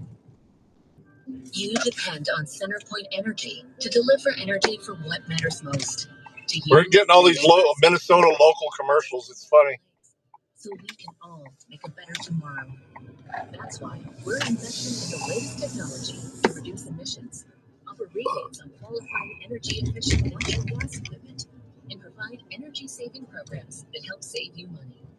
Look ahead at centerpointenergy.com/futuremn. Football all season long. This is Golden Gopher football from Learfield. I'm Clay Geary, former wide receiver for the Minnesota Gophers. And I'm Ben Utah, U of M alumni, Super Bowl champion, and Tony Dungy Uncommon Award winner. We understand championship culture, which is why we are part of the True North family of companies. True North invests in only elite teams, like the champion team at True North Mergers and Acquisitions, Minnesota's largest seller of companies. To learn more about True North and our diverse family of independently owned companies, visit the True North. I thought that was a gas. They own gas stations. So you call your virtual insurance company to ask a simple question about your policy, but now you're on hold listening to this music while you wait and wait. Auto Owners works with local independent agents who tailor coverage to meet your needs and pick up the phone when you call, because you shouldn't be on hold so long that you memorize the music. That's simple human sense. Ask the McGuire Agency in Roseville if Auto Owners make sense for you.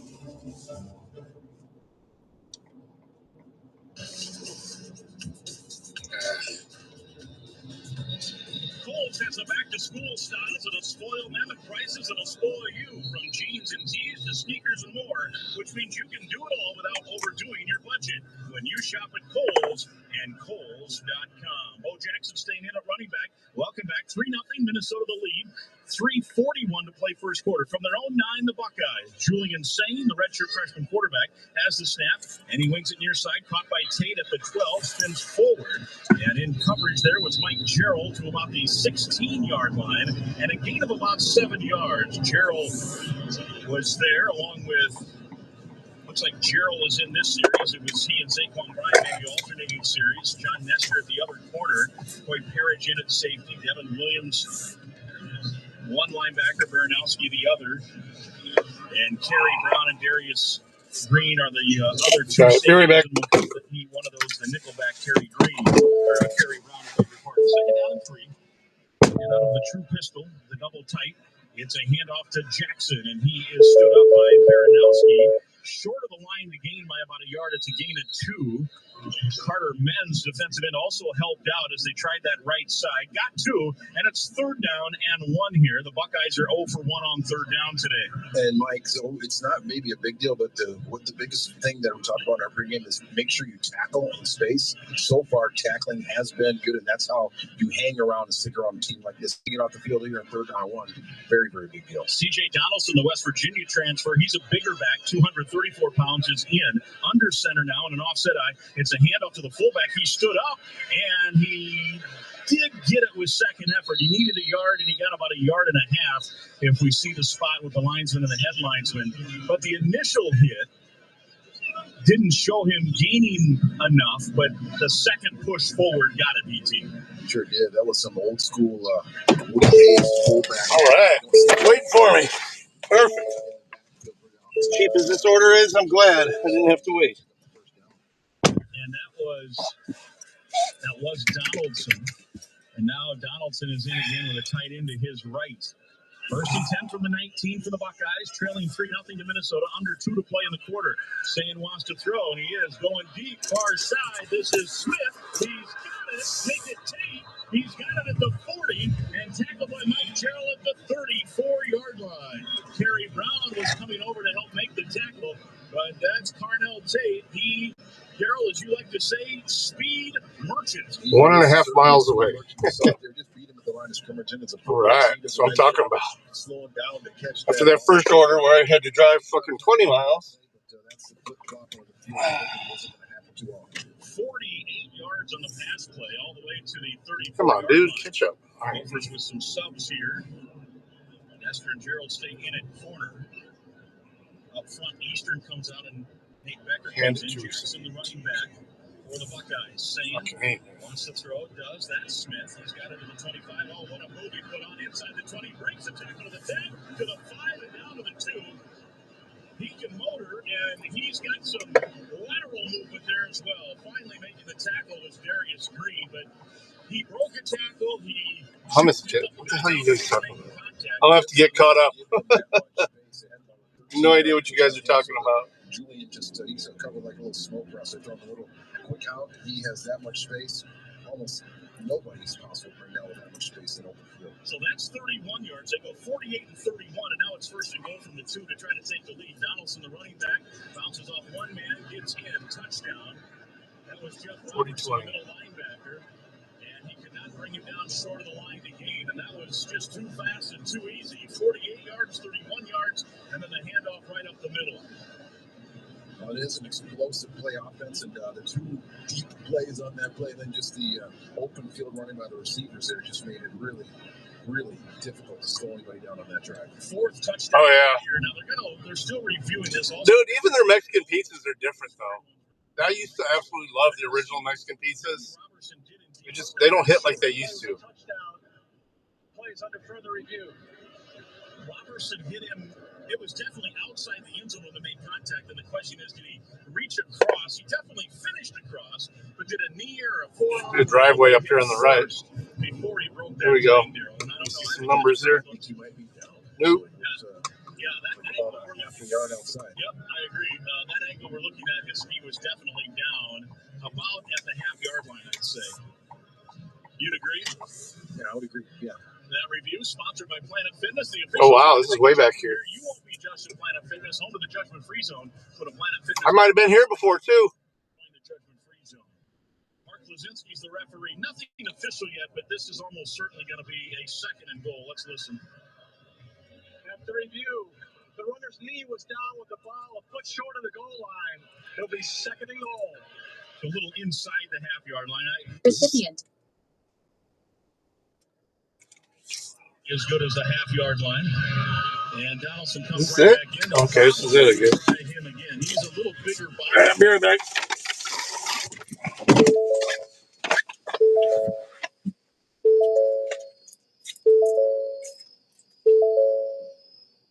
Hello.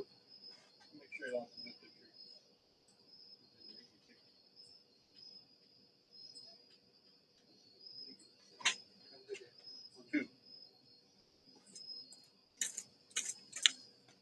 the way to turn around here. Okay, good.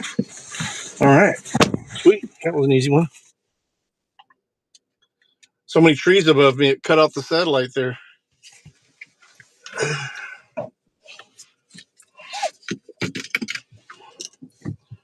Man.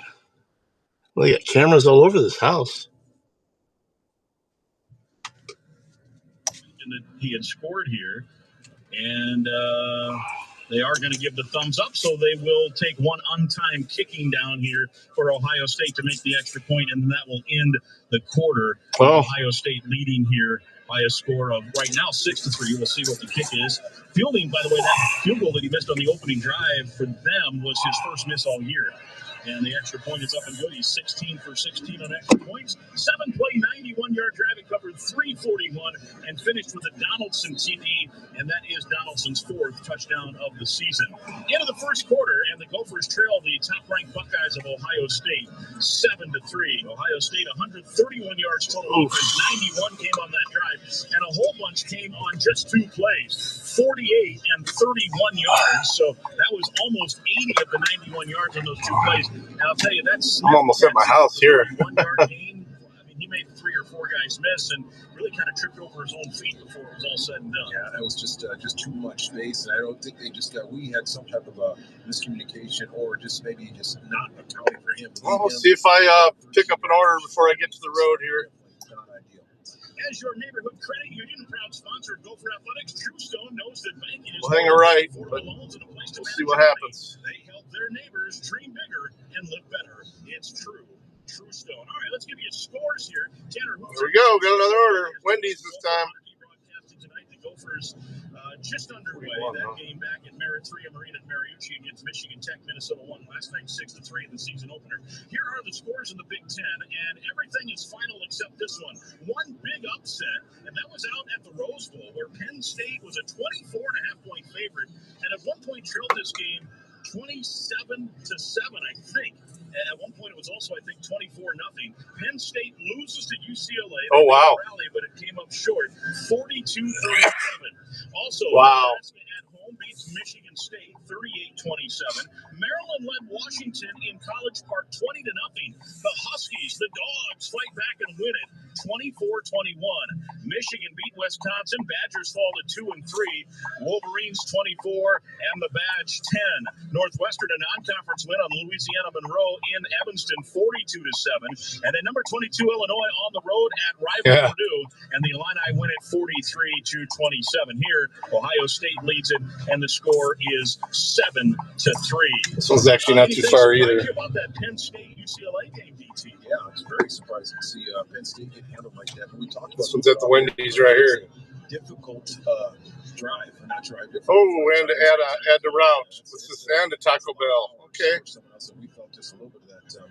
We'll add that one in there. That's even another hour. So we're getting Wendy's and Taco Bell. In fact, tonight I was looking also Cal. I don't know if it's the same customer, but it's a 10:30 Duke time kickoff. I got screwed by that one Taco Bell customer. That's the one that I had to do an appeal for because they were so busy at Taco Bell they gave me the wrong fucking order. Early on, 1-1. Each team has scored an early goal. And if you want to flip back and forth, if you're interested in Gopher hockey, you can find that on the Varsity Network app. Also in the Twin Cities News Talk. Twin Cities News Talk has the coverage. All right, be right back. On the app there as well. On the way to drop these off, we'll switch it over to the Tiger game.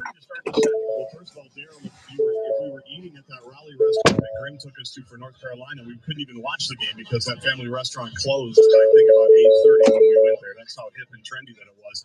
Let me give you some injuries here. Let's watch Darius Taylor, his availability here this drive. They spent a lot of time, looks like trying to heat up that right hamstring. That's what's kept him out the last month or so. Spent a lot of time with heating pads and heat packs and things over the last 5 to 10 minutes of real time. So we'll watch him. Also watch Mike Gerald, who's been playing here on defense at the corner spot.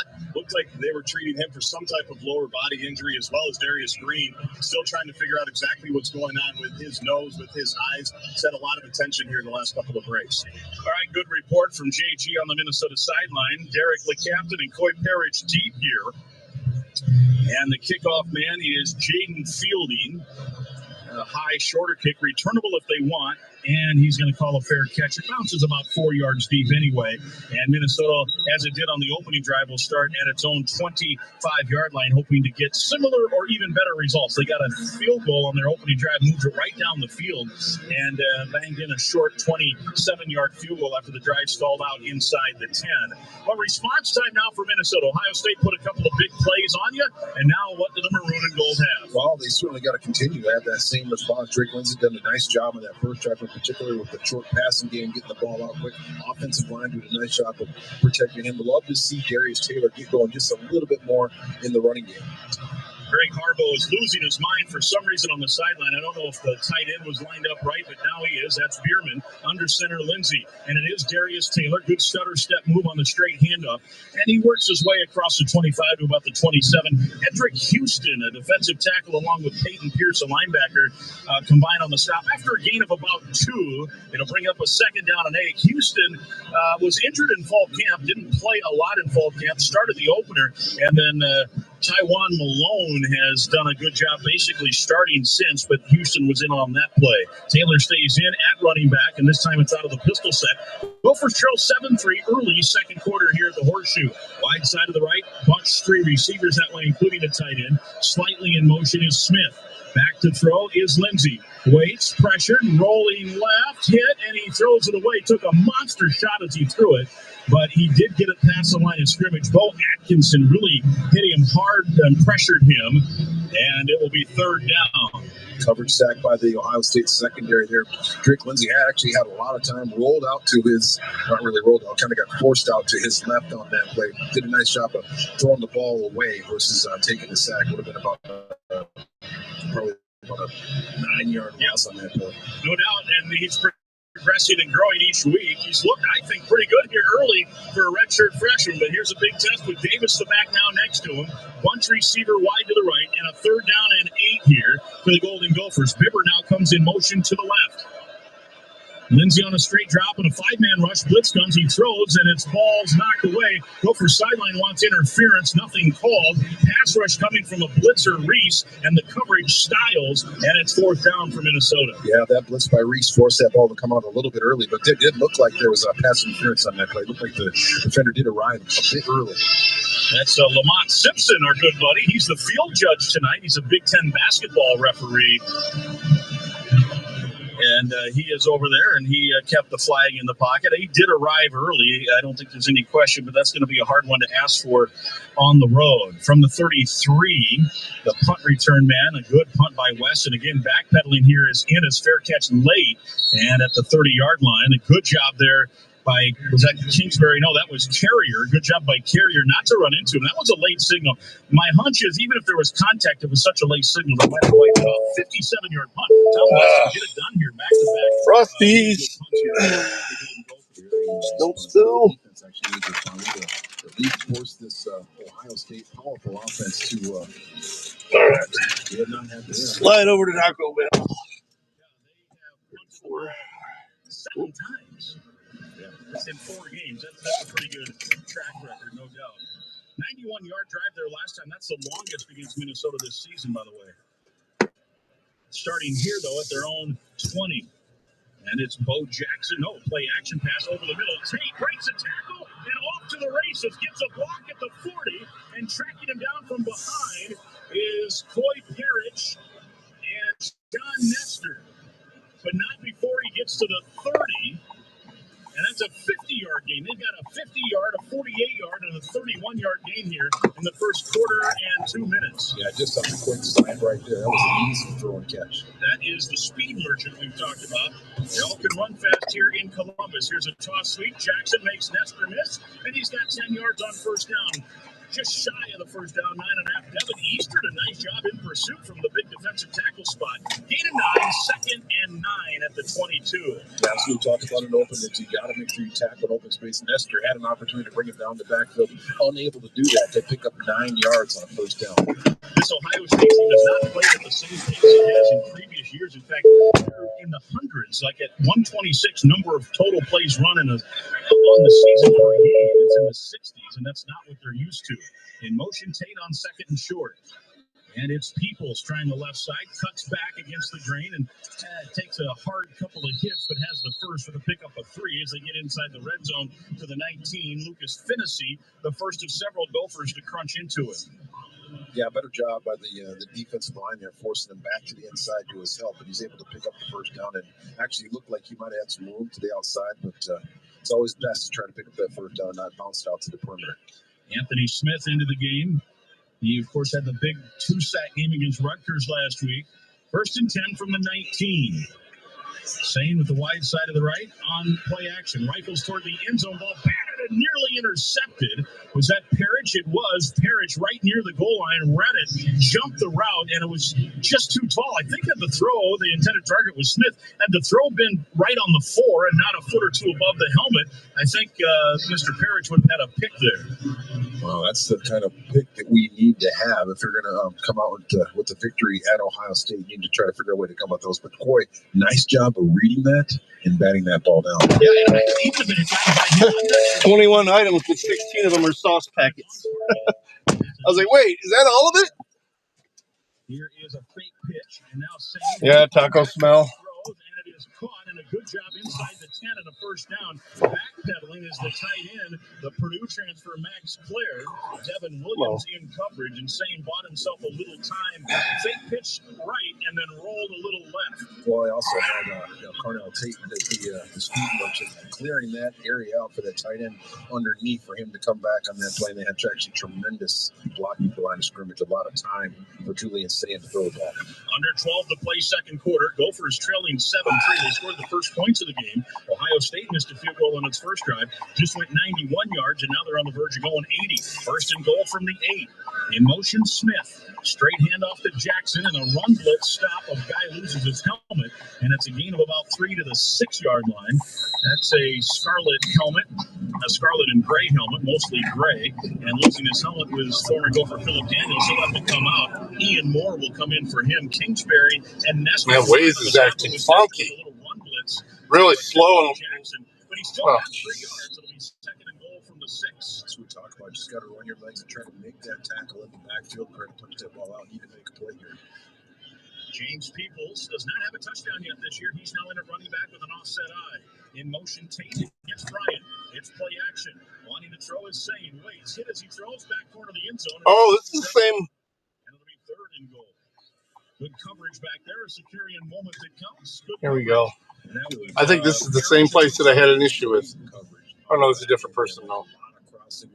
Contactless delivery, it says. Not getting rubbed and putting the pressure on Julian in the backfield there. Very nice defense. And it was Carter Mentz who put the hit on him as he threw.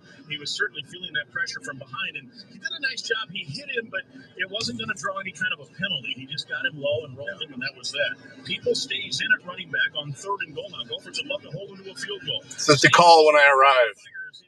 They never fucking answer when I call. Because it looks like a weird out of this area number. And he is really good, and he shows it there getting open as he was running out of space. I thought it looked like that was going to be a fourth down, and the next thing you know, they've got 6. It did look like that, and you said really good is putting it mildly. It's a young man as a true freshman, had 15 touchdowns and over 1,300 yards, and is one of the best, if not the best receiver in the country. Hard to contain him. 91-yard drive and now an 80-yard drive back-to-back and 211 yards of offense now for the Buckeyes. Extra point pending here for Jaden Fielding. And the kick is up, and it is good. And we have a timeout on the field. Minnesota now trailing 14-3. Back-to-back long drives of 3 and out in between, which certainly did not help. No, this is Swanton. In this second quarter from the Federated Insurance broadcast booth, this is Golden Gopher football from Learfield.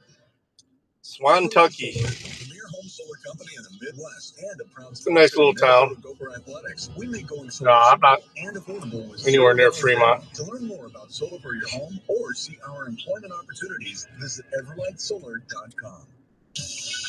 Yeah, Swanton is right next to White House. Wow. Big old street party going on over there. Our preferred hotel offers convenient location, competitive pricing, and a wide variety of amenities to suit any Gopher fan. Visit gophersports.com/preferred hotels for more information and to book your next stay. Courtyard Minneapolis Downtown is a proud sponsor of Gopher Athletics.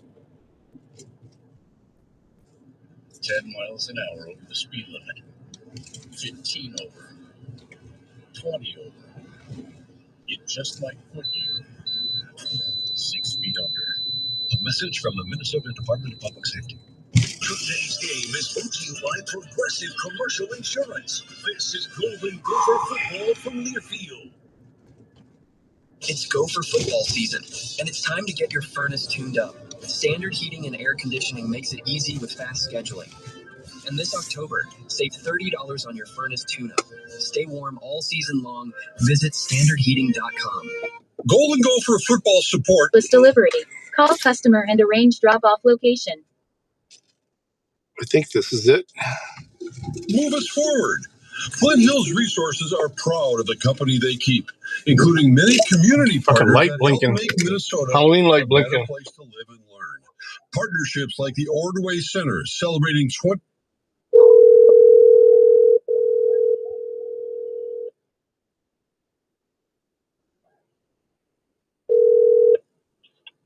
Hello? Hello, this is Norman DoorDash. Is she with the green light blinking?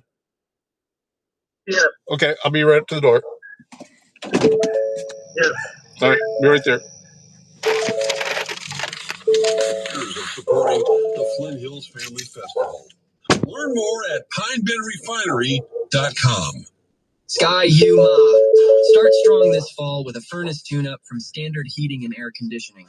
Schedule today and save $30 this October with flexible appointments to keep your home cozy. Visit standardheating.com today.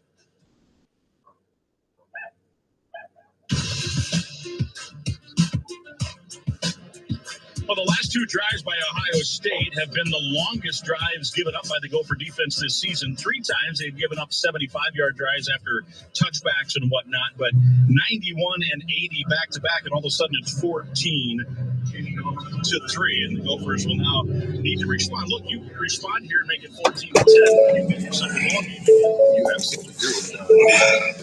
Drake has to get so far with the ball. We just need to capitalize and figure out a way to get in the end zone. That was an 80-yard drive at 256. 6-yard touchdown to Smith. There's a kick. This one into the end zone, about 7 yards deep. Let's see, continue on down the road. Hey, if you love taking your family to a Gopher game, how about getting 4 discounted tickets, 4 soft drinks, 4 mix and match popcorn and candy, and $5 off your next $50 purchase at Cub. Oh, it's because it's satellite radio. For complete details on the Cub family. I don't like listening to Ohio State's commentators. Actually, I'm switching over to baseball now. 3-2 Gophers. They're still For the reminder. Scoring barrage here on this 6.4 miles. Wow. Okay. Here 14-3. Minnesota trailing. Running back is each boy. Under center is Lindsey. Wide side to the right. Ashton Beers the center. Wants to throw on play action. Here we go. In Cleveland, with everything at stake, they've proven they can do that. So they've got to have that confidence building inside of them, and hopefully, because they're going to have to score some runs, because this Mariners offense is extremely good.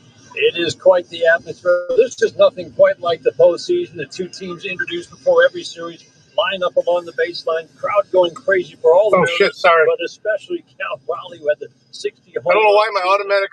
This Seattle crowd is ready to let. Rights didn't shut down. Yeah, I mean, it started 40 minutes before we're here right so now. Bad. And Cal Raleigh must have bumped it. Just walked out. Yeah, George Kirby, and they already were champion MVP.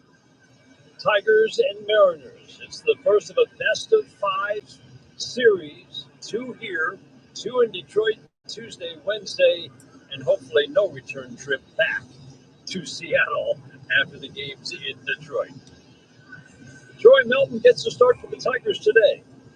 Rookie making just his 5th Major League start. George Kirby is on the mound for the Mariners. Pitcher who is very good that the Tigers have had a lot of success against. The lineups are being exchanged at home plate between A.J. Hinch and Dan Wilson. Let's check the details of those lineups with Dan. Leading off for the Tigers at second base, Gleyber Torres.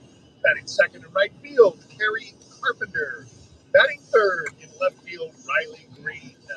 Batting fourth at first base, Spencer Torkelson. Batting fifth, the designated hitter, Colt Keith.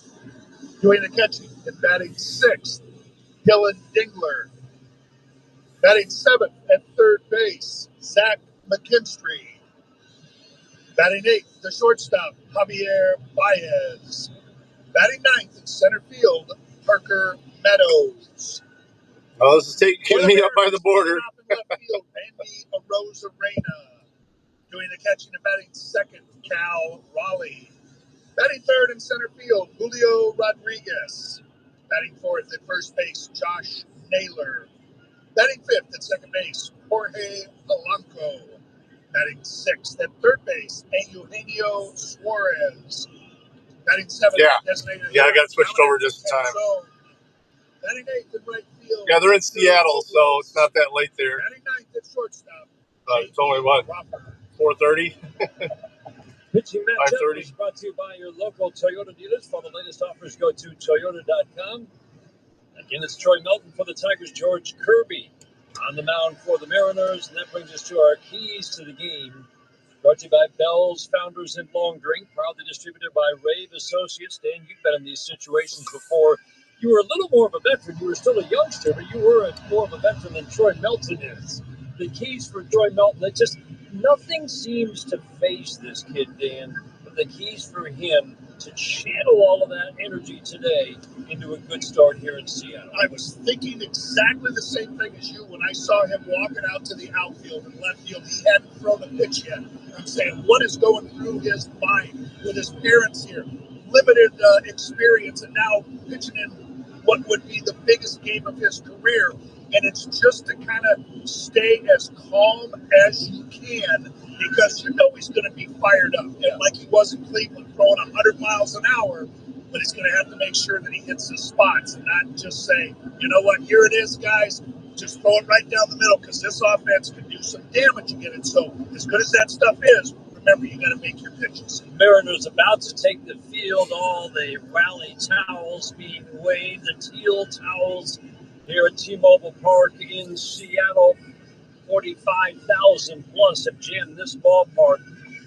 Talk about Troy Melton starting versus relieving. Big old barn there. Oh, shit. Guy was just roasting his tires. But as AJ was talking about in the pregame, having more of a routine as a starter seems to serve him very well. Smoke? There's no doubt about it. When you know that he was putting up a skid mark. 5 days. Oh, there's a bunch of fucking motorcycles around here. I got to be careful. But, you know, you've got more of that routine. You can go and throw your bullpen out there. The other thing is that you're going to be able to go into the game dirt bikes with having all of your pitches and ready for Man, why would you fucking roast your tire on a dirt bike? Firing right from the chute when you're doing it in the league. Pull the knobbies right off of it. Unless it's already trashed, that's why he's just fucking with it. Mariners have been, well, sitting around all week. Sometimes that hurts a team. We noticed that all the teams that were sitting around all week, Toronto, Philadelphia, and the Cubs got beat up today as well by Milwaukee. Nobody seems to have been hurt by the layoff. We certainly seen it affect the Tigers in the past. But Seattle has been sitting around for the last 5 days. DJ Hintz even talked about in the pregame. Maybe you can, as they come out with this huge rush of adrenaline, take advantage of that. It is an offense. They can bomb the ball, as we know, but also a lot of swing and miss. It'll be fascinating to see the early innings of this game for the Mariners hitters. First pitch brought to you by McLaren Health, the official healthcare system of the Detroit Tigers. Tigers and Mariners, game one of the best-of-5 series in Seattle. The Tigers now getting ready to face the 27-year-old from Rye, New York, George Kirby.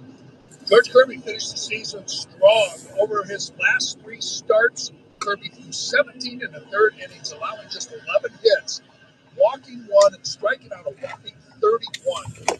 Kirby throws four-seam fastball, averages right around okay, it was just 6 miles an hour. Sinker, the same thing. Slider, just the nuggets fell over. I was like, not the Frosties. Split finger and changeup.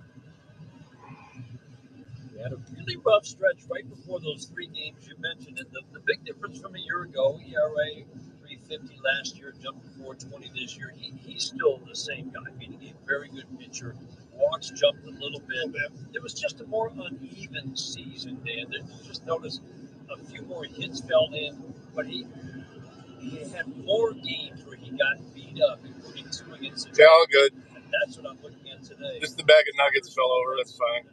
It's sealed. Success against this guy over the last 5 games. Keys for them to continue that success. You know, I think it's all about being on time with that fastball. I mean, they're going to see a lot of it. Yes, stop signs a lot of it.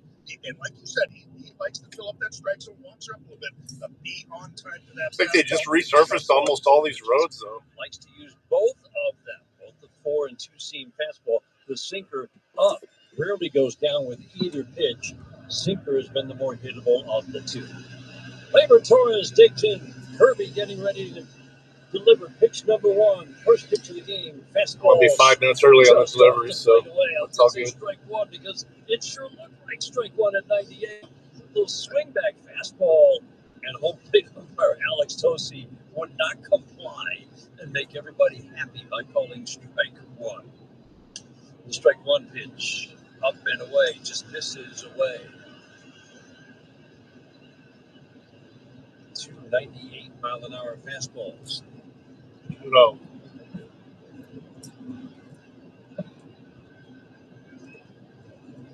The 2-0.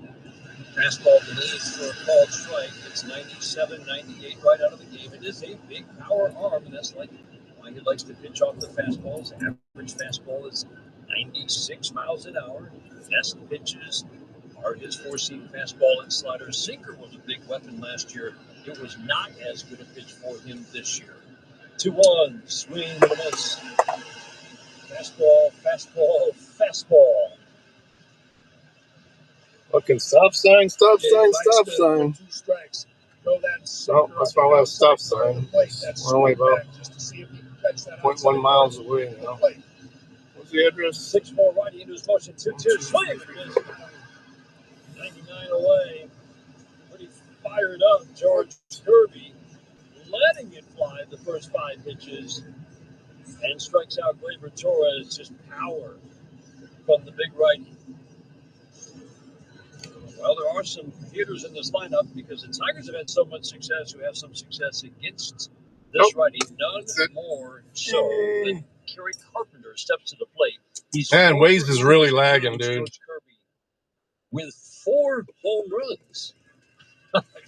Not sure I've ever seen a little line like that for one hitter against a pitcher. And that's Kerry always says. He's the guy that says, I got to be on time for that fastball, and he has been. 1-0, swing and a miss. So it's always fascinating. He's hit a splitter out. Can I be right back? Kirby barely throws anymore.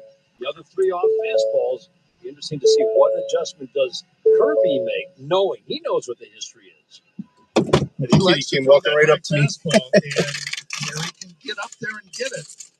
Please don't jump in the car. Got the swing and miss, the 1-1. Swing and a pop-up, fouling out of play.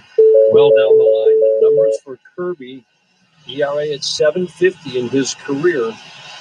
6 starts against the Tigers, highest against any American League team. In the last 5 games against the Tigers, he's given up 28 runs on 38 hits in 23 innings. The 1-2, swing and a miss. Whoa, he's fired up. 99 dispatches Kerry Carpenter. And that's a pitch, Dan, it feels like very much the Tigers have to be able to lay off the high fastball. And that's, again, what he's likened to do to both sides of the plate is using that sinker more with 2 strikes outside to the left, to the right-handers, and then in that to the left-handers. Catches that inside corner. We didn't pause it this time. We're so far out of the zone that we're just going to start heading into the zone. Tigers scored more than 5 runs in a game, and they scored 6 against Cleveland a couple of days ago. First time that had happened since September 10th in New York. Swing a line drive right center field. That will drop in, softly hit line. Let's see if I make it out of Swanton this time. Things you do notice about George Kirby, he's given up a lot more line drives this year. That's never a good thing. You do notice the hard hit rate against him jumped pretty significantly. So again, there's a big power arm, obviously still a very talented pitcher, just a little more of an erratic season, very streaky season for him. All right. You can't ignore those numbers that Dan read. 31 strikeouts, 1 walk, his last 17 innings. Torkelson at the plate, first pitch, fastball up and away. 2 outs already? 98, 99 with every fastball. But when Riley Green gets that base hit, and all of a sudden the crowd kind of calms down a little bit. Base hit. Okay. He is human. He doesn't strike everybody out. 1-0 to Torkelson, up and in. Called strike at the belt. There is tremendous movement. Arm side run on that sinker, 17 inches. It's his average amount of arm side runs. So that starts in the left-handed batter's box if he throws it away and snaps back onto the plate. That's a lot of movement. Fastball up and in. So, Dan, if he throws both the sinker and fastball up, you just got to be telling yourself, make him get the ball down. But it's not that easy. It's not, because it's right in front of you, right up by your eyes. And then it's so hard to barrel up because you think you're on it. And that fastball four-seamer jumps. And then all that movement you talked about is on the sinker. 2-1, swing and goes tight, hard, slider, heading to 9. This crowd into it on their feet. Gordon passes and gets time. Green at first, 2 outs for scoreless in the first inning. Naylor, Tigers' old nemesis from Cleveland, now with Seattle holding with him. Torque waiting in a 2-2. Kirby sets, holding an extra beat. The 2-2 pitch. Got him.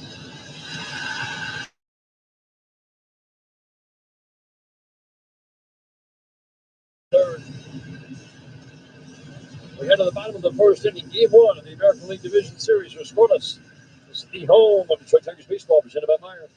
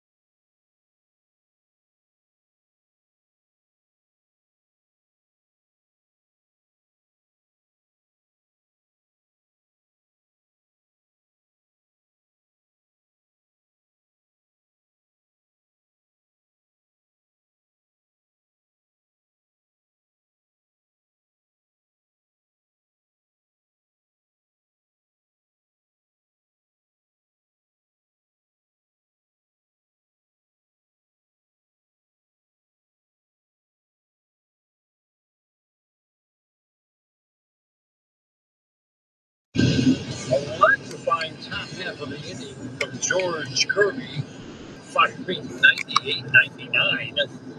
Tigers get a single and no more. Now the Mariners get ready to face the 24-year-old from Newport Beach, California, making just his 5th Major League start. Troy last started back on September 25th against Cleveland, thrown a solid 3 2/3 innings, and he threw 49 pitches. Appeared in relief on Wednesday in that wild card series, and he was extremely fired up, reaching 100 miles an hour on that four-seam fastball. So you can imagine he's going to be pretty fired up in this one. Rosarena, Raleigh, Rodriguez. Mariners offense that hit 238 home runs, second most ever since they moved outdoors in '99. Swinging a foul straight back. Rosarena takes a rip at a 97-mile-an-hour Troy Melton fastball. Lineup that can pound the ball. Very streaky offense, and then kind of a streaky season for the Mariners. Strike one. Just missed a little bit low. Alex Tosi is our home plate umpire. Mary Hawk at first. John Sun Payne at second. Chris Guccione is today's third base umpire. The crew chief is Alan Porter. He's down the left field line. Dave Tomlinson down the right field line. Single line drive to left field. Ronnie Green, a few steps toward the line, makes the catch. Rosarena's sharp line drive. And it's the first out here in the first inning. Numbers from Troy Melton. Yeah, I'm heading for mommy. A huge ovation for Cal Cal Raleigh, both rising to their feet. Raleigh hitting 247. He hit 247 in the regular season, just the 10th player ever to hit 60 home runs. It's one of the greatest seasons you will ever see. Line drive down the right field line in the corner, hooking, foul ball. Man, jumped on the first pitch, and Cal Raleigh puts that first pitch in play. He is dangerous. But we'll be right on the border with West Toledo, so we'll see what happens. Cal Raleigh put the Figure I'm going to do this till about 11. I want to get some wings tonight, so they close at midnight. So home runs. That's a home run not even every 5 at-bats there. And he was right on a first pitch slider. You know, it's not like Troy Melton says, okay, I'm going to fire a fastball right by you. A little bit off, and Cal Raleigh was just a little bit out in front. So we still got a couple more hours, maybe. Chance, the strike one. See how busy we get. That's a really good. We've already made actually some decent money already. I don't know. I think this is why Staying busy. Troy likes being a starter versus reliever. He'll do whatever you want him to do. But Dan, he's got 6 legitimate. If I get in Toledo and I start getting the 0 tippers again, I'll pause and go back out to Swanton. Sit there till 11. No, but he's ready to. But this is kind of the area where I want to be anyway. Away. Splitter misses to Cal Raleigh. Sensational season in so many ways. Not just the 60 home runs, but how he did it. Great consistency. Switch hitter. 0-2. Swing and a soft little 10 foul. Pitches. 4-seam fastball and slider are really his 2 best pitches. Well, it's the Louisiana Rub and the Sriracha. The 11 Prepper Sriracha. I love my mate. That's just a temporary one, dude. It's fucking bright. Jeez, people. Cal Raleigh hit a fastball. 98, turning around pretty easy. Yeah, I still think that's that base hit. You're saying, all right, come in the ballpark. The 11 Pepper Sriracha, then the Louisiana Rub. I think I'm gonna. They tasted funny last time. The Sriracha ones did. So we'll go.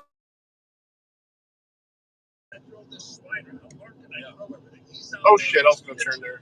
See, that's how far behind this fucking thing is, dude.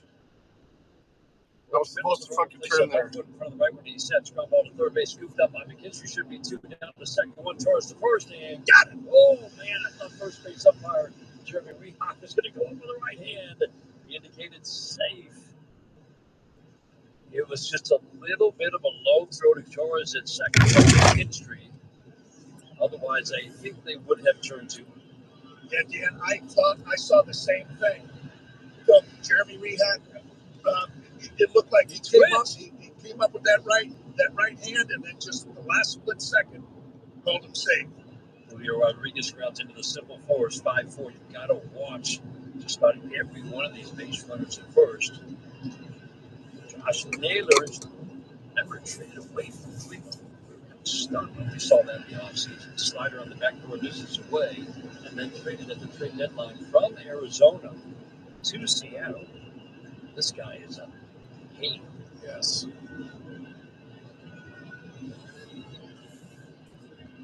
All right, we're back down to 1-0 pitch. Splitter misses blowing away. Airport Highway now. Much conversation he had with his brother Bo, just facing him. Yeah, I hope so. Kind of not only about what the pitchers are going to throw, but just in general of what the Tigers.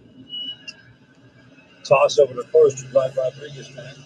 Home crowd never likes it when the pitcher on the other side pays attention to their runners at first base.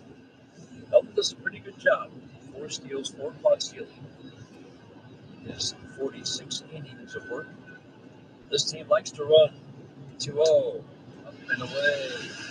Slider missed badly. That's a pitch that he really needs, and he's missed badly. Couple to Josh Naylor. 290 with solid power numbers with Arizona. 299 with even better power numbers after the trade. 3-0. Way. 98 mile an hour. Fastball missed. Numbers for Troy Melton in 46 innings of work. Opponents hit just 191 against him. 7 home runs, 5 of those were in relief. His Ray was lower as a relief pitcher, but then he was a better pitcher as a starter. I just think back to, that White Sox outing, the one, the second start at American Park. Those are the ones that I really remember. It's just that the idea was just he was so valuable coming out of the pen because you could use him more often. Jorge Polanco takes fastball 97 middle. Jorge Polanco was kind of a surprise re-signing in the offseason after a terrible first year with the Mariners last year. Well, he rewarded the Mariners and their faith in him with an excellent Come on, fucker. His speed limit's 55, not 45. I ain't got enough room to whip around him. He'll make the catch on the track. In deepest right center. Good job taking charge, calling off Meadows. He had it all the way. Some hard contact in the first inning. No runs for the Mariners. Up the strands, too. And there goes the first game of the division series. Scoreless on the Detroit Tigers Radio Network, presented by Meyer. What the fuck, dude? Waze is so fucking far off, dude. I keep missing my fucking turns because of it. We're standing behind them as partners in progress with professional grade tools, insights, and support to help women-owned businesses. I got order. It better not be in fucking swap. But every day. Little Caesars, okay. Barriers is a full-time commitment. Wow. And so wow. It's okay. It's a good paying order though. Yeah, I'll take it. Fuck yeah. This is taking me all the way to the northeast side of Toledo. Go, motherfucker. Unfortunately, CD comparison sites don't show all the options. Check out American idiot. directly for their exclusive CD rates you won't find on all those comparison sites. Right now, the Comerica 90-day fixed CD rate earns 4.15% APY. Visit Comerica.com/CD offers and explore all your options before you move your money. Minimum Probably baked out of her mind. She's just sitting there, barely moving. Energy efficiency tips from DTE. DTE's online interactive home can help you find tools and tips and programs to lower your energy bill. All right, big order. To make changes to reduce 3 items, it says. It's weird how much they're paying for this. Back into your pocket. So check out DTEenergy.com/home and you'll 2 pizzas, 3 items. What am I missing? Oh, the Dunker. Why does it say 3 items? Oh, 2 pepperoni bakes. 2 extra most bestest pepperoni bake and 1 regular round pizza. Okay. Wow, she's gonna fucking catch me now. They got caught with this red light. Yeah, like right up by the border too, of Michigan. It's like Point Place area. But this one order is $30 almost. So I'll do it. On the IL with the upper back injury. They really put him through the paces yesterday, and he's ready to go. Boy, I mean, he was starting to swing the bat really well before he got hurt, or not starting to. He was swinging the bat really well, and it's just nice to have by Point Place. Especially I think actually that might be where it's at. Let me see the address. Have so many right-handed pitchers. Oh, Holland. Okay, maybe I'm wrong. Suarez. It's the way it looked on the map. Okay. Even with the base well off the line. No, it's not that far at all. Shit. Hell yeah. Fastball misses. No cracks. The inside corner. Swing back fastball for a called strike 1. And it's it is going to take me way up on the northwest side. Look at his maps where he throws it is generally. That's weird. No, that's wait, that's where I'm picking it up. It's not showing where I'm taking it yet. Okay, yeah. Yeah, it's going to be Point Place. I guarantee you. I can't see the address yet. Yeah, just get up there like, hey, this is no big deal. It's 3 pizzas. It'll all go in the one bag, so that's cool. Big thing is it going to be ready when I get there? Let me see what the pickup time is.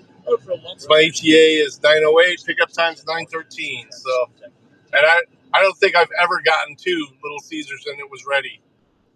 Maybe one time. Especially since I want to be like 5 minutes early. Elimination game in Cleveland, none bigger than Dylan Dinkler breaking a 1-1 tie with a home run. I think it's because it's a long distance delivery. That's why it's paying so much. The 1-0.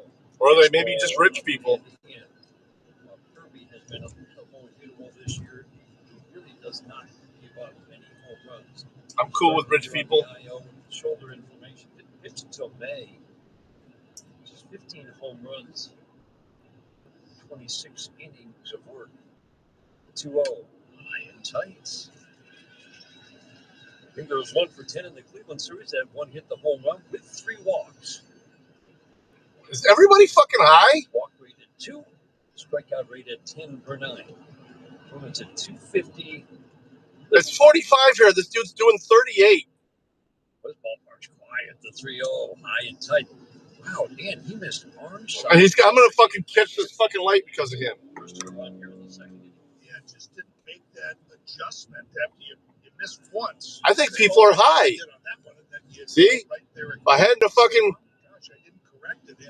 you gotta be able to whipped around there. See, that person stopped at that fucking light. I'd have gotten stuck at that light. That were just non-competitive. Lefties, righties, when he's right. Come on, let's go. Pretty tough on both sides. Lefties do have a bit of an edge. But just a few more hits fall in, and he walks lefties at a higher rate. McKinstry at the plate.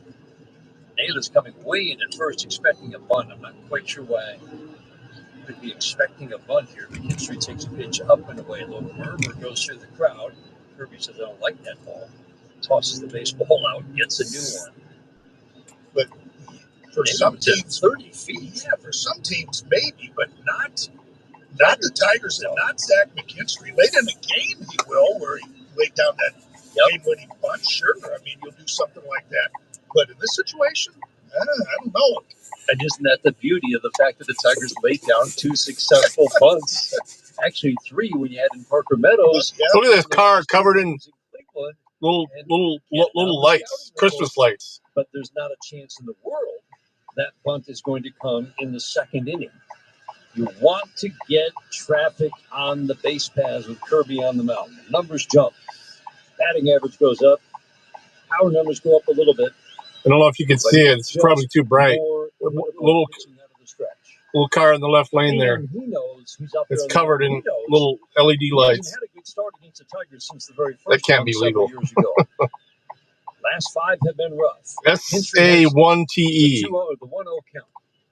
Visit to the mound for Raleigh, the 1-0. Fastball. Gets the called strike in. Alex Tosi, the home plate umpire, considered it for a moment. Made the call. And working that sinker in to a lefty. McKinstry waiting the 1-1, swinging a foul for a big crowd that has been raucous most of the day. It is really eerily quiet as Kirby's delivering these pitches. When Naylor is still just now, he's going to start backing up. I went 2 strikes, but I was thinking, man, if he could somehow just pull that ball, it's sipping right by Naylor at first base. Heath at second, Dinkler at first, a 1-2 swing. Why the fuck? This fucking Waze is way the fuck off. You're right, GPS is off. 3 walks. Pretty solid defensive team. J.P. Crawford didn't grade out as well at shortstop this year as he did last year, but it's like cut my shit. He's good. Suarez fine. Hey, what's up, Jared? The 1-2 again. Up and in. Good at bats. Dingler took 4 pitches, drew a walk. McKinstry now 2 balls and 2 strikes. Rosarena is in left field. Doesn't have a big arm. All right, let me find my pizza bag. He gets it in the air, and so runners generally don't run on him. 2-2, swing and a miss. Yep, that's it. Got him in the slider away. Yeah, I'll be back. It was kind of late on the fastballs, and looking for a slider like that, maybe to speed up Zach McKinstry's bat a little bit. But it started out off the plate, just caught that outside edge. Zach a little bit indecisive and just couldn't make contact. But he was late on those fastballs. I thought maybe that would do him a favor by speeding up his bat a little bit, but not the case. That brings up the Tigers' best player right now. Javi Baez is playing like the guy that Tigers thought they signed several years ago. It's obviously been a Tigers career full of struggles, swinging a foul. He has righted himself after, obviously, the all-star start to the season. Really a tough couple of months, especially at the plate. The defense has never wavered. But this guy was the MVP of that wild card series, making play after play after play defensively, and he continues to hit 5 for 11 in that series. The strike one, swinging a soft ground ball left side. Suarez will charge, field the waist-high bounce, throw on the run over to Naylor at first. Soft ground ball advances the base runners. Keith at third, Dingler at second. Single could make this a 2-0 game. That'll leave it up to Parker Meadows. Yeah, you talk about hobby, and I just always remember the names of, or when A.J. Hinch would talk about when he moved to center field, and he talked about just, hey, the guy just wants to win. And you could just sense it that now, not that he didn't try to win during the regular season, but man, he's put it in a different gear. And now you see exactly what A.J. was talking about when he said, this guy just wants to win. Suarez in tight at third, rest of the infield back. Meadows at the plate. First pitch to the lefty. Fastball high and tight.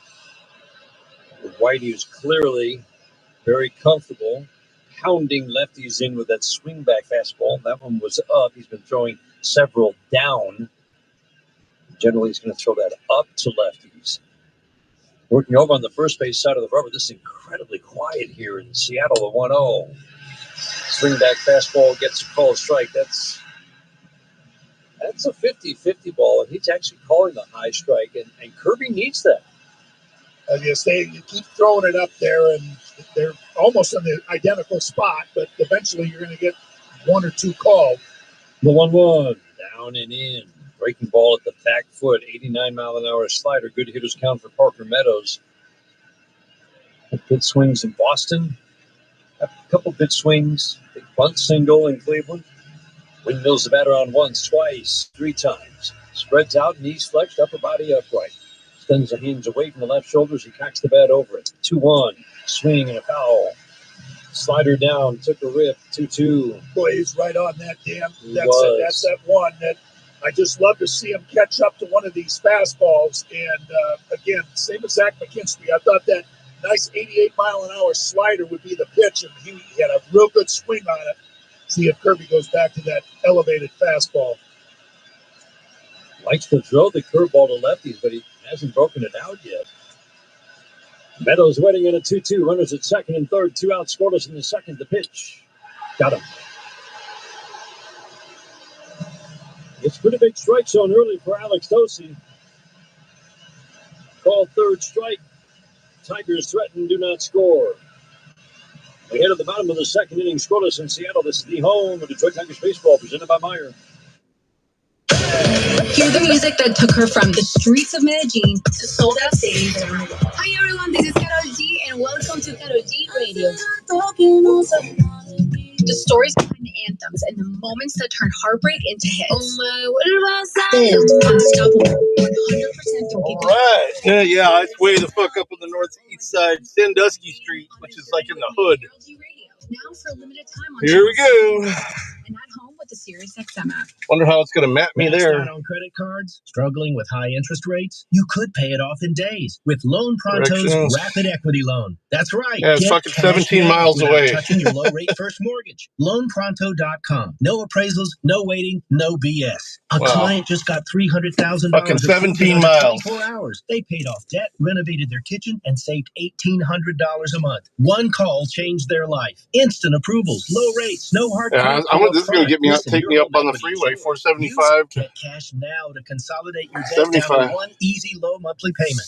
Call Loan Pronto now for a free instant appraisal for your home and see how much. I got to switch the DoorDash app over to it too, so it's kind of plus rated by the Better Business pain in the ass to do that. 2,500 5-star Google reviews. Call 855-2-PRONTO. What I'll do is I'll pause this order afterwards, and then switch it over to it because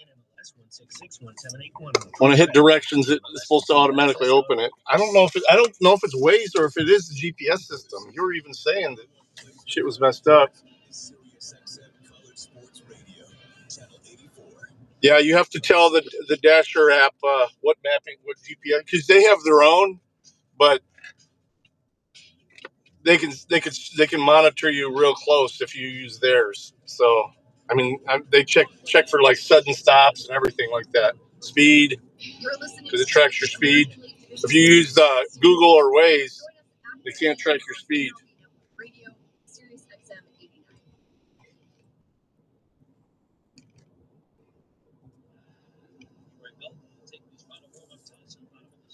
Let me text this guy. My rough estimate ETA once I take off from this or get on the freeway, actually. They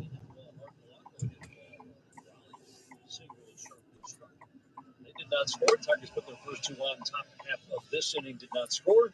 Go, go, go, go. Report brought to you the game by McLaren Health, the official healthcare system of the Detroit Tigers, coming off the injured list. Quote Keith back in the lineup today, already a sharp line drive single. 6-7-8 hitter Suarez. Yeah, see, it still hasn't shown. Just now showed me make that turn. Strike one. Oh wow, it wants me. Oh fucking dude. It's a generous strike zone right now. Good to see for both sides. That was a little bit low and away. The strike one. 96 sinks below the knees. Suarez traded back to Seattle from Arizona at the trade deadline. Seattle for a couple of years. Had his second 49-homer season this year. Split or misses down. The good hitters count for Suarez when he's right. People are driving like morons tonight. On top of everything else. Melton is a premium strike thrower. Okay. 2-1. Swinging a soft little tapper back to the mound. Melton will field, run toward first. It has been quite the journey for Troy Melton, a backup catcher on his high school team going into his senior year. And his head coach says, hey, would you consider pitching? He's thrown a couple of innings. Like, sure, I want to play more. I'm a backup catcher. So he did, and he logged about 60 innings that year. But he wasn't really on anybody's radar, swing and a miss, a Southern California kid. He said, I'm kind of a typical Southern California kid. Oh, yeah, for sure. But I'm packing. Well, it's in the car. I won't leave it on my hip when I'm doing the DoorDash. I need to get a compact one. In zone swings, fouls it out, play a little half. Yeah, it's too big to. Behind 0-2.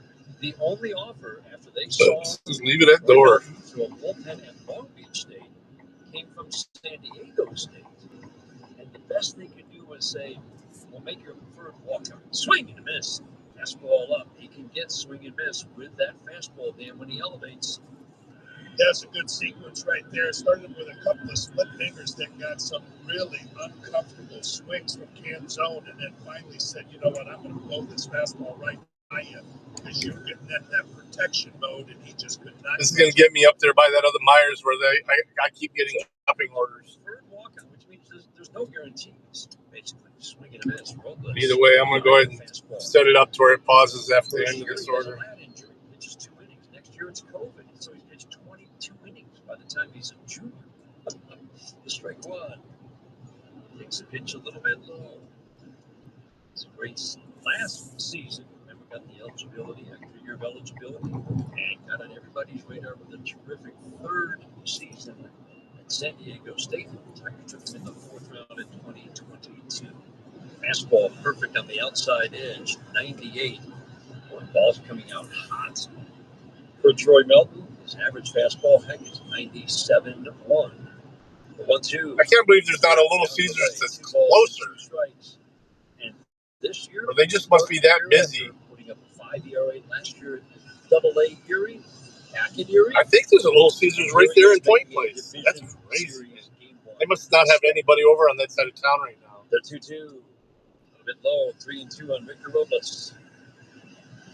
Yeah, what a journey it's been for him, and he hasn't changed one bit. Yeah, what I'll do is I'll pause this and then I'll switch it over to 3-2, half cut foul to the screen. Boy, we are seeing some funky Google Maps. We'll see if that's any better. I don't think it's Waze itself. I think it's just the fact that that's like one of those ones that Klaber GPS is just acting weird today. We'll find out. That's exactly what that looked like. I'm so used to Waze. Swing and a miss. Got him with a fastball. High and in. Robles strikes out. 297-mile-an-hour fastballs get 2 strikeouts to end the second. A 1-2-3. Troy Melton. Nice. Tigers bat in the third. Game 1 of the Division Series scoreless after 2 on the Detroit Tigers Radio Network, presented by Meyer. Hi, Tigers fans. It's Dan Dickerson. Have you ever wondered why health insurance costs seem to keep going up? Well, it's incredible what you can learn by doing a little bit of research. Starting up Blue Cross Blue Shield of Michigan's website, daily.com/affordability. All right, XZ. There you can learn things like the cost that Blue Cross pays for prescription drugs rose by a staggering 15% last year. That changes the game. So no wonder healthcare costs are a concern for all Michiganders. Sure, I might stop by the bar and, after this order and watch the rest of the game, then go live again.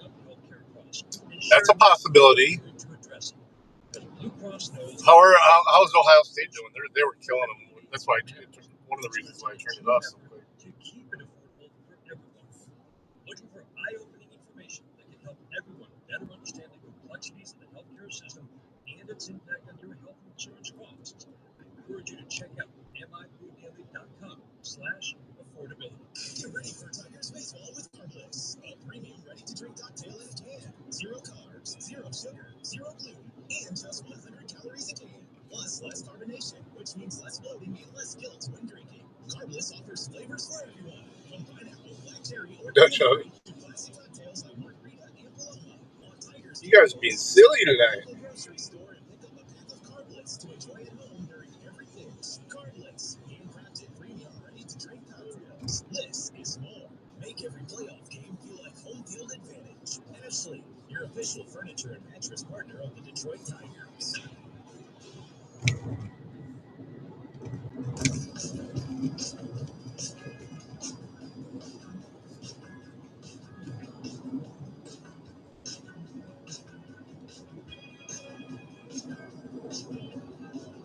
Look at this tire, man. All over the fucking road. Series is brought to you by the Toyota dealers in Michigan. That you're talking during the way, you're like, oh yeah, that's second inning. After getting yourself hours. You just see it, just that presence about him. Just get that ball and fire it. And you can tell by those last 2 at-bats, those last 2 strikeouts, you can just sense that he was in control. This will be the second trip through the order for George Kirby. Third inning scoreless. Torres, Carpenter, Green to face George Kirby. First trip through, 5 strikeouts, 3 swinging, 2 called.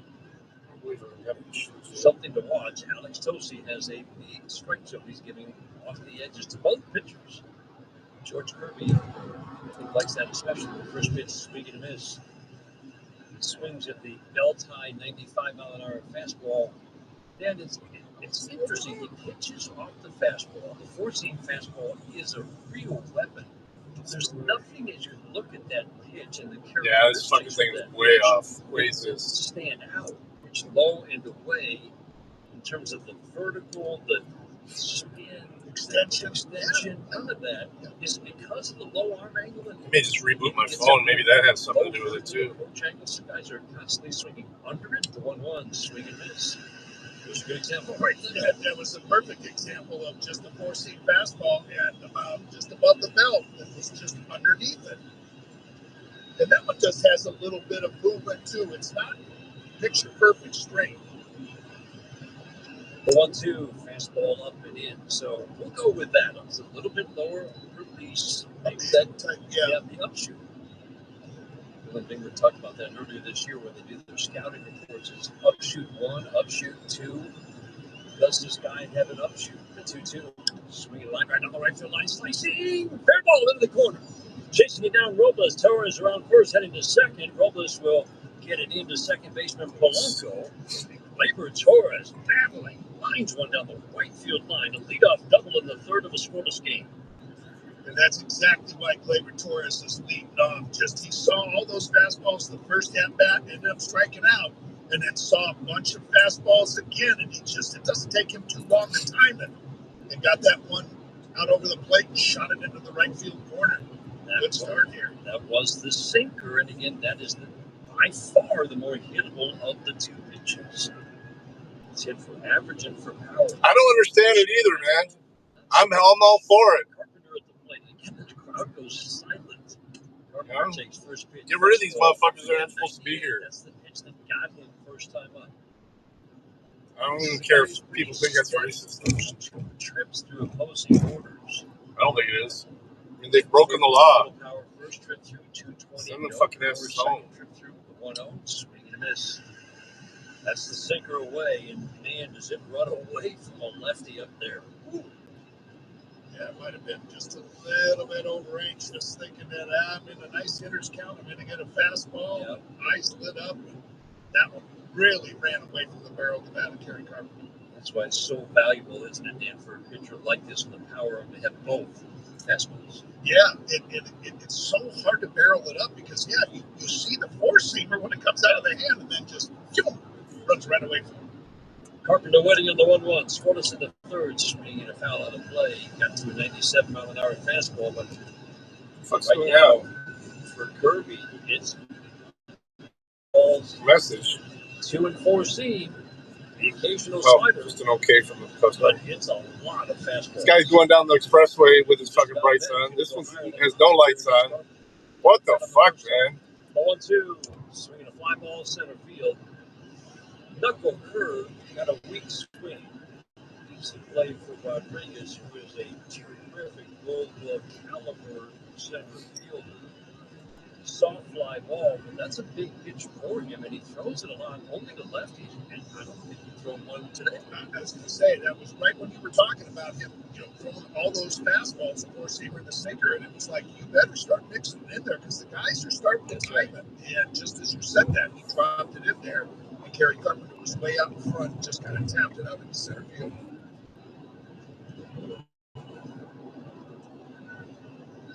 That brings up Riley Green, single first time up. No score, third inning, man on second, 1 out. Riley Green takes fastball high and tight. It is amazing how he throws. I mean, all of his fastballs are up. Never tries to go down and away from a lefty or a righty. Riley right close to home plate, upright, relaxed stance. Crawford ducking in behind Torres, trying to shorten his lead to 1-0. Fastball again, again. 2-0 on Green. Murmur going deep through the crowd. Okay, we're 280. Kirby. And off of Manhattan, probably. 28 strikes. Green's got the good hitters count, the 2-0. Swing and a foul. That's the pitch, Dan. Yep. I was thinking that he's going to get 2-0 and he's going to throw him a breaking ball. And Riley, that's what he hit for the base hit back in the first inning. And he had a good swing at that one there, too.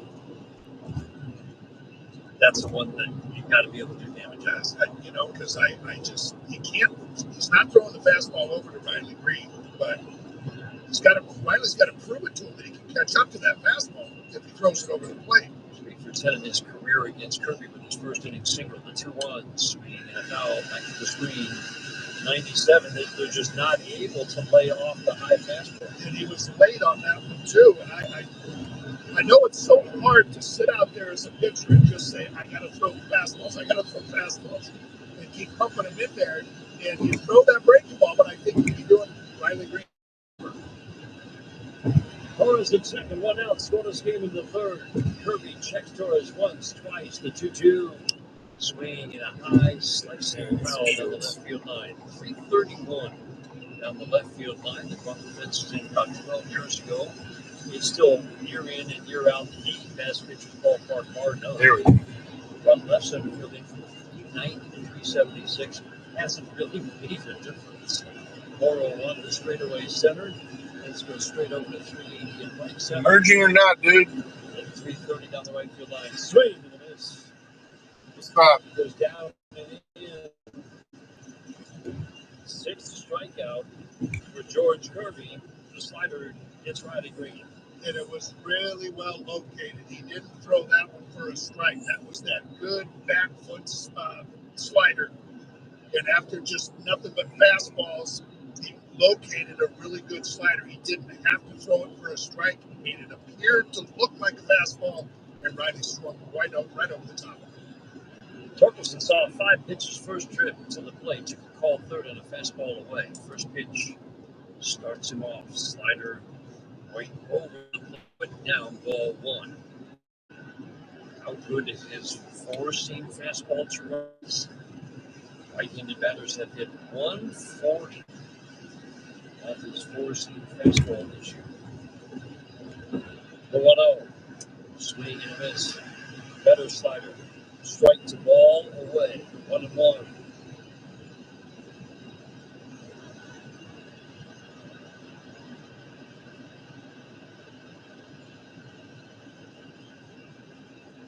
Just a 3-pitch mix to righties, really. 2 fastballs and sliders.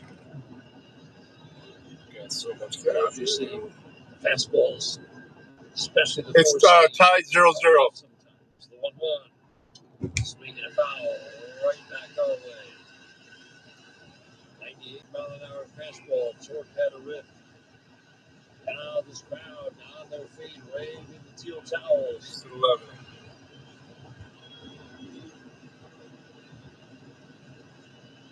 2 on to start last inning. Tigers traded 2 in scoring position. Leadoff double for Torres this inning. He's at second with 2 outs. The 1-2. Swinging a high fly ball left center field deep. But going back to Rosarena and will be called off by Rodriguez. Makes the catch deep left center field gap. Torres just got under it a little bit too much. It's a good swing. It ends the third. Tigers have 3 in scoring position the last 2 innings. Yep, still 0-0. And at the bottom of the third inning, first of the division series, the Skonas is the home of Detroit Tigers baseball presented by Meyer. Sirius XM NBA Radio. It's the hardwood to get you ready for the season with previews of all 30 teams. Kick it! Anthony Edwards ties the game at 108. This is Frank Isola from the starting lineup. Our NBA insiders are talking with the biggest stars in the league and getting you closer to your favorite team. Here with Anthony Edwards. Every time I get to step on the floor, I feel like it's my first game again. Listen to the Like traffic? I think it's actually pretty heavy. I mean, it's not super heavy, but for your favorite team on the Sirius XM app. I don't know if Toledo has a home game tonight or not. Now let's run payroll. UT? Usually, a lot of times the MAC teams play their home games or play their games on Friday. Who's that? New social media manager, hired and onboarded. They get better crowds that way. And spoiler, we're kind of famous now. Wait, we're famous? Because Michigan was playing at home. I'm famous. Payroll, benefits, and HR. Designed and built for small businesses. Choose a future with gusto. The big day for us here. Let's get it done. On paper, it's easy. Win and advance. With the truth, it's harder than the road they drive on. 12 drivers remain, hoping to match dreams with destiny and claim a cup filled with history. The NASCAR Cup Series playoffs brought to you by Xfinity at the Charlotte Roval, Sunday at 3 p.m. Eastern on USA. Your number 1 source for all your wrestling news. This is Pro Wrestling Nation 24/7, Channel 156.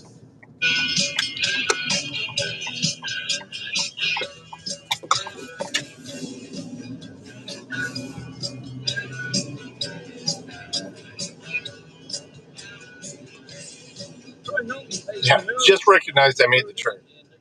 That's crazy, man. We're so happy to be here in Seattle. Games 1 and 2 of the division series. Can't wait to see everybody back home at Comerica Park, filling it up on Tuesday for Game 3. I need to get over in the other lane. Thought I was going right, but I guess I'm going left up here. Troy Melton on the mound. What a thing it would be if they could find a way to win Game 1. Let's this Camaro go. Knowing that a guy named Scooble is making a start in Game 2. Yeah, the Mariners, you know that they're thinking about that too. Like, Go. Man, wait a minute, we're at home and we've got a little pressure on us here. It's a franchise that has had some success, obviously, through the years. Crawford swings and misses. Well, that's a good fastball. Who run away on the 4-seam fastball from Crawford. Crawford hit .265 this season. Good player. Swing and a miss. Fastball up and in. 12 home runs, 58 RBIs. Again, everybody steals bases on this team. Crawford not really a big base stealer. and a very good shortstop. Offense bounced back this year after a rough year last year offensively. Draw a walk to get on base. The 0-2. Oh, and in. Slider misses down and in. 3 levels of seating here at this beautiful ballpark. The former Safeco, now T-Mobile.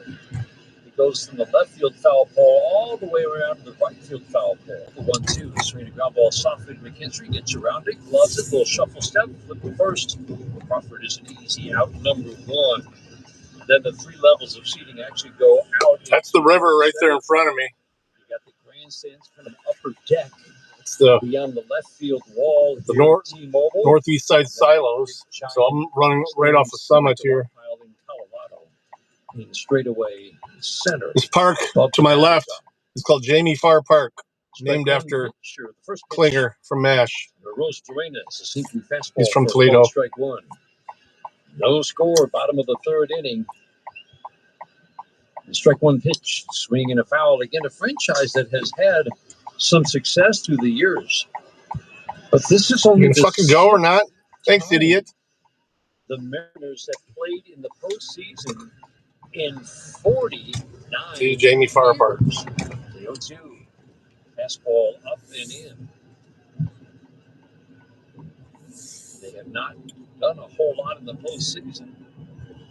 Is he 92? Postseason. He is old. Last time I seen him, he looked pretty old. Didn't matter whether he checked his swing or not. Rosarena. They got one of those giant bobbleheads of him at the ballpark. Now Troy Melton is getting on a roll. He struck out 3 of the last 4. I think Rosarena was looking for that slider. So I got to be careful because this is going to be all fucking wrong and shit. So that's, you know. Buzz in this ballpark as Cal Raleigh steps to the plate, swinging a fly ball, center field, softly hit. Meadows in toward left center a few steps, makes the catch, just a routine fly. And I'm sure the Mariners haven't done very often this year with Cal Raleigh at the plate. It's the 3rd out, and Troy Melton is now retired 7. I'm pretty sure this is Sandusky. Head of the 4th inning in Seattle, game 1 of the division series, scoreless after 3. On the Detroit Tigers. It slowly catches. Oh shit. At Comerica Bank, we're creating opportunity for small businesses to make it big. Big like hearing your small business featured in a radio ad for free, or getting free sports tickets to entertain a client. Comerica Bank brings big perks like these and more to every small business customer. To learn how opportunity happens here, visit comerica.com/prosper. So, Member FDIC Equal Opportunity. 413 Sandusky. To Comerica small business customers only. Terms apply. This National Women's Small Business Month, America is doing more than celebrating the builders, growers, and dreamers. We're standing behind them as partners in progress with professional-grade tools, insights, and support to help women-owned businesses grow with confidence. Not just this month, but every day. Because breaking barriers is a full-time commitment, and so is ours. Visit Comerica.com/women. Comerica Bank, member FDIC, equal opportunity lender. I'm James Harrington of Feiger Law. As the official law firm of the Detroit Tigers, we congratulate the Tigers for their run to the playoffs. Our Tigers, with their will to win, have entered the postseason for an epic playoff run. We're proud of the grit, determination, and hard work it takes to return playoff baseball back to the city of Detroit. On behalf of our team at Feiger Law, we wish our Tigers continued success as they battle through the playoffs with the attitude, all we do is win. All we do is win. Meyer is the proud hometown partner of the Detroit Tigers, and we're cheering them on every game to a winning season. Home is where your team is, and our home is right here in Detroit.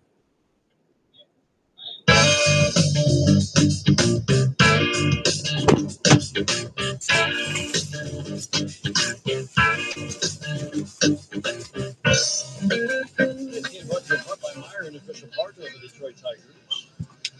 No scores. We go to the top of the 4th inning. 4th inning brought to you by Wallside Windows, local and family owned. Celebrating 81 years of Michigan. All right. Line drive single in the 7th. You'd like to swing through saw in the 3rd inning.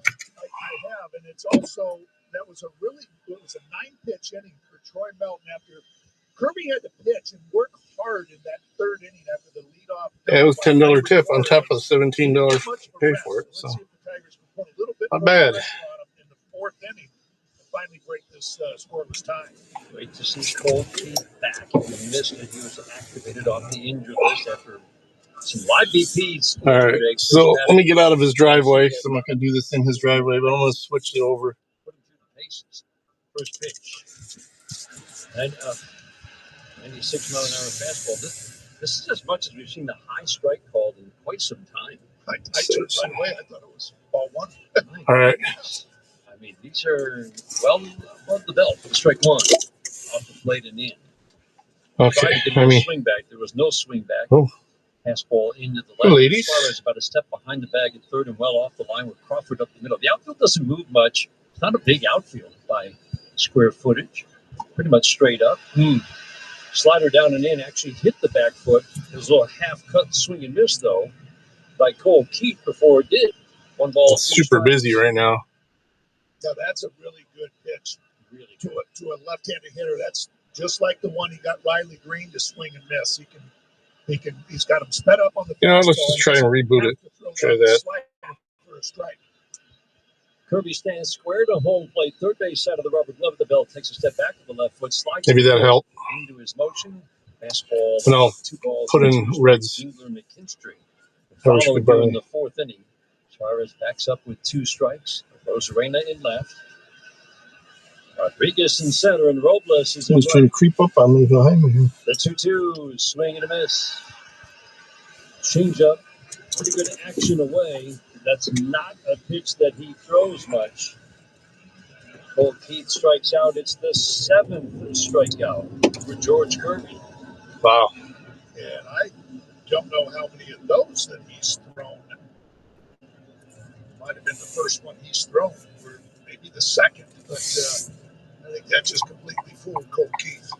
First one. Dylan Dingler swings, fouls it straight back to the screen. 4-pitch walk, first time up. All the damage that the Tigers have done against George Kirby, again, 38 hits, 28 runs his last 20. No, it's just off, man. 5 starts against the Tigers. Check swing, did he go? Oh.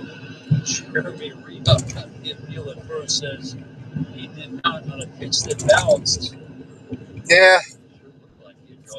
17 miles, though. I literally spent 35 minutes on that call. Ain't bad, I guess.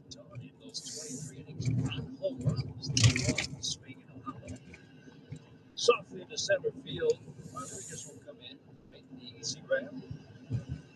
The sun is just going down here in the northwest, so this means it's twilight right now. The clouds have kind of cleared, so it can be a tricky time of night for the next half hour or so.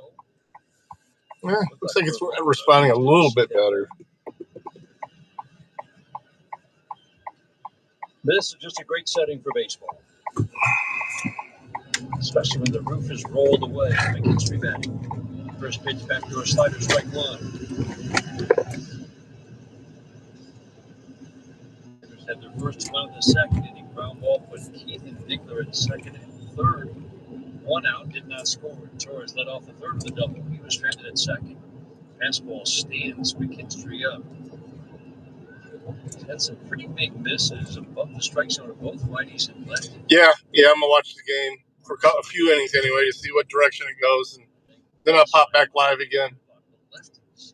I just want to see how busy it is too.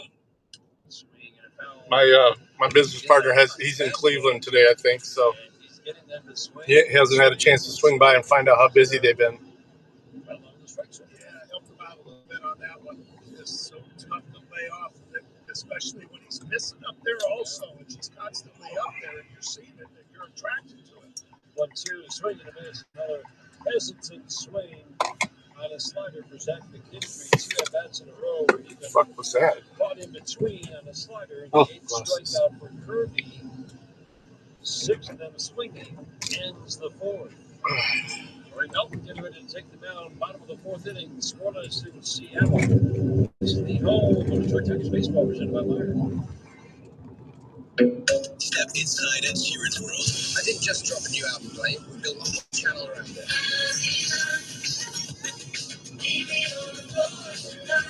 The songs that shaped his life, the global sounds behind his play and Is every? I haven't had a chance to look at the chat. Is everybody here premium? few guilty pleasures. And now step even closer.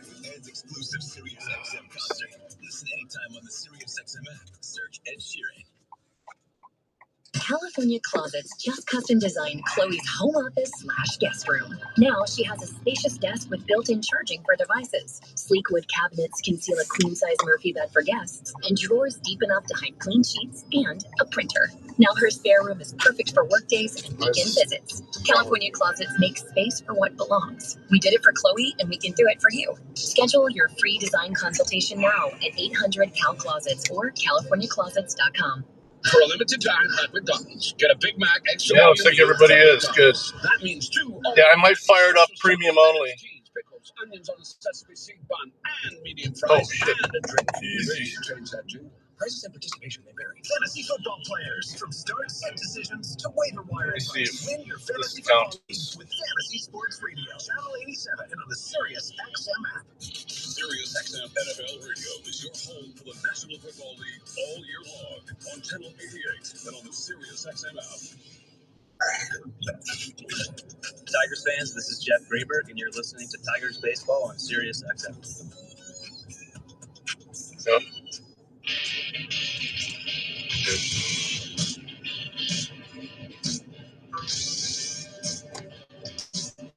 Yeah, you are. You have a red. Oh, you don't. Okay, let's get you one while you're in here. Glad we saw it. Oh, I think I'm gonna have to reset the fucking card though. God damn it. Big crowd on hand. This place holds 47,000, and it is full. Very streaky season for the Mariners. It's okay. Tigers came in here and won their first 2 games of the year. Took 2 out of 3 after being swept in LA against the Dodgers. Mariners started the year 4-8, and then listen to these streaks that they have. Then won 16 out of 20. They get to 20 and 12. And then in May, they lost 13 of 17. 2 weeks later, after hanging around 500, they won 8 in a row. Rodriguez at the plate, first pitch. Perfect fastball, strike 1. Easy, tanker. Rodriguez, Naylor, Polanco. After that 8-game win streak, flying to 67 and 53. 14 games over the 500. 2 sinker misses, 1-1. And then lost 15 of 21. And then came September, when the Mariners, up and down all season, got hot at the right time. Sinker blowing in 2-1 on Rodriguez. Incredibly, a team that was just a games over 500 won 17 of 18 to win the West. The 2-1. Fastball strike. Generous call. 98 down and away. 2-2. Big second half for Julio Rodriguez. 2-2. Swinging a fly ball center field deep. Meadows going back to the fence, looking up, and it's gone. Damn it. Well, may not bother. They're going to be up behind. Is that just one? 32 home runs in the regular season. Second at bat in the postseason. He gives the Mariners a 1-0 lead. Damn it. Boy, Dan, that was just power on power. Troy Melton went with the high fastball, trying to get it by him, and somehow Julio Rodriguez got up to that ball and hit it just to the right of straightaway center field. I mean, that's one heck of a job to get up. Yeah, I'm going to put the new card number in. God dang it. Josh Naylor takes fastball, ball 1. I might have to wait till I'm stopped to do this.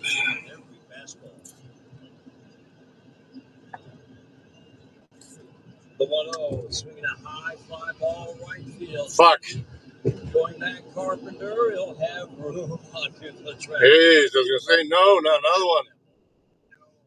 Like he turned the wrong way. It looked like he was about to start looking up. And then he realized he could make the catch. Yeah, that was just, it was a little too high, but as soon as you saw the launch angle, you were like, uh-oh, and then it just got out there and died. So 2 good swings to start the 4th inning. You're right. I mean, some credit to Julio Rodriguez for getting that fastball. Polanco takes fastball in the dirt. Well, there were two of them that were down and away that he took, and then he changed the eye level and he got to that one. That's what I was pretty amazed at. The 1-0. Up and away. Splitter misses 2-0 on Polanco. Hit 265 and 26 home runs. Home run threats are up and down this lineup. Not just Cal Raleigh with 60. Rosarena, Rodriguez, Naylor, Polanco. 2-0. Fastball away. 3-0. A 4-pitch walk to Naylor in the first inning. And now 3-0 on Polanco. This is just the second time he's gone to a 3-ball count since that walk. The 3-1. Fastball. Call. 97 sinking. I think AJ is just after that Julio Rodriguez and the big swing. You got Berger starting to throw out the Tigers bullpen. Falling behind here 3-0. Just watch your belt carefully. 3-1. Check swing. Splitter into the strike zone. What a pitch on 3-1. Polanco a little better as a right-handed batter the last few years. He was really good for both sides. Big 3-2 pitch on the way. Swinging a ground ball to short. Gathered up. Eyes on a couple of skids. Plants throws. Good strong throw to Torkelson to get Polanco a nice bounce back from Troy Melton. Yeah, fuck it. Well, that play there, Dan, we were talking about Baez, just how well he's been hitting and playing in the field, but he never panicked on that ball. That ball was hit pretty good. And he just kind of stayed nice and calm. Yeah, I just passed the silos. Eugenio Suarez takes first pitch sinker in the dirt. Oh, well. In the dirt. I'll have to add this later. I don't know why it's not letting me add the card. Suarez hit 13 home runs in his return to Seattle, but hit just 189. Let's see when I stop. Swinging a foul over the screen. He was not the same dangerous hitter that he had been in Arizona. He did what the Mariners wanted. He hit home runs. The difference that you notice with him this year, especially down the stretch, he just didn't hit lefties this year. The 1-1 in the dirt. You don't usually see him this low like this, Dan. These are sinkers and four-seamers in the dirt. And I just, again, think about his pitch count. This is going to be 55. Just as he's starting to kind of tire. 2-1, low and away. Lefty can zone, waiting on deck. You would think if he does not get Suarez, this might be the end of the day for Troy Melton.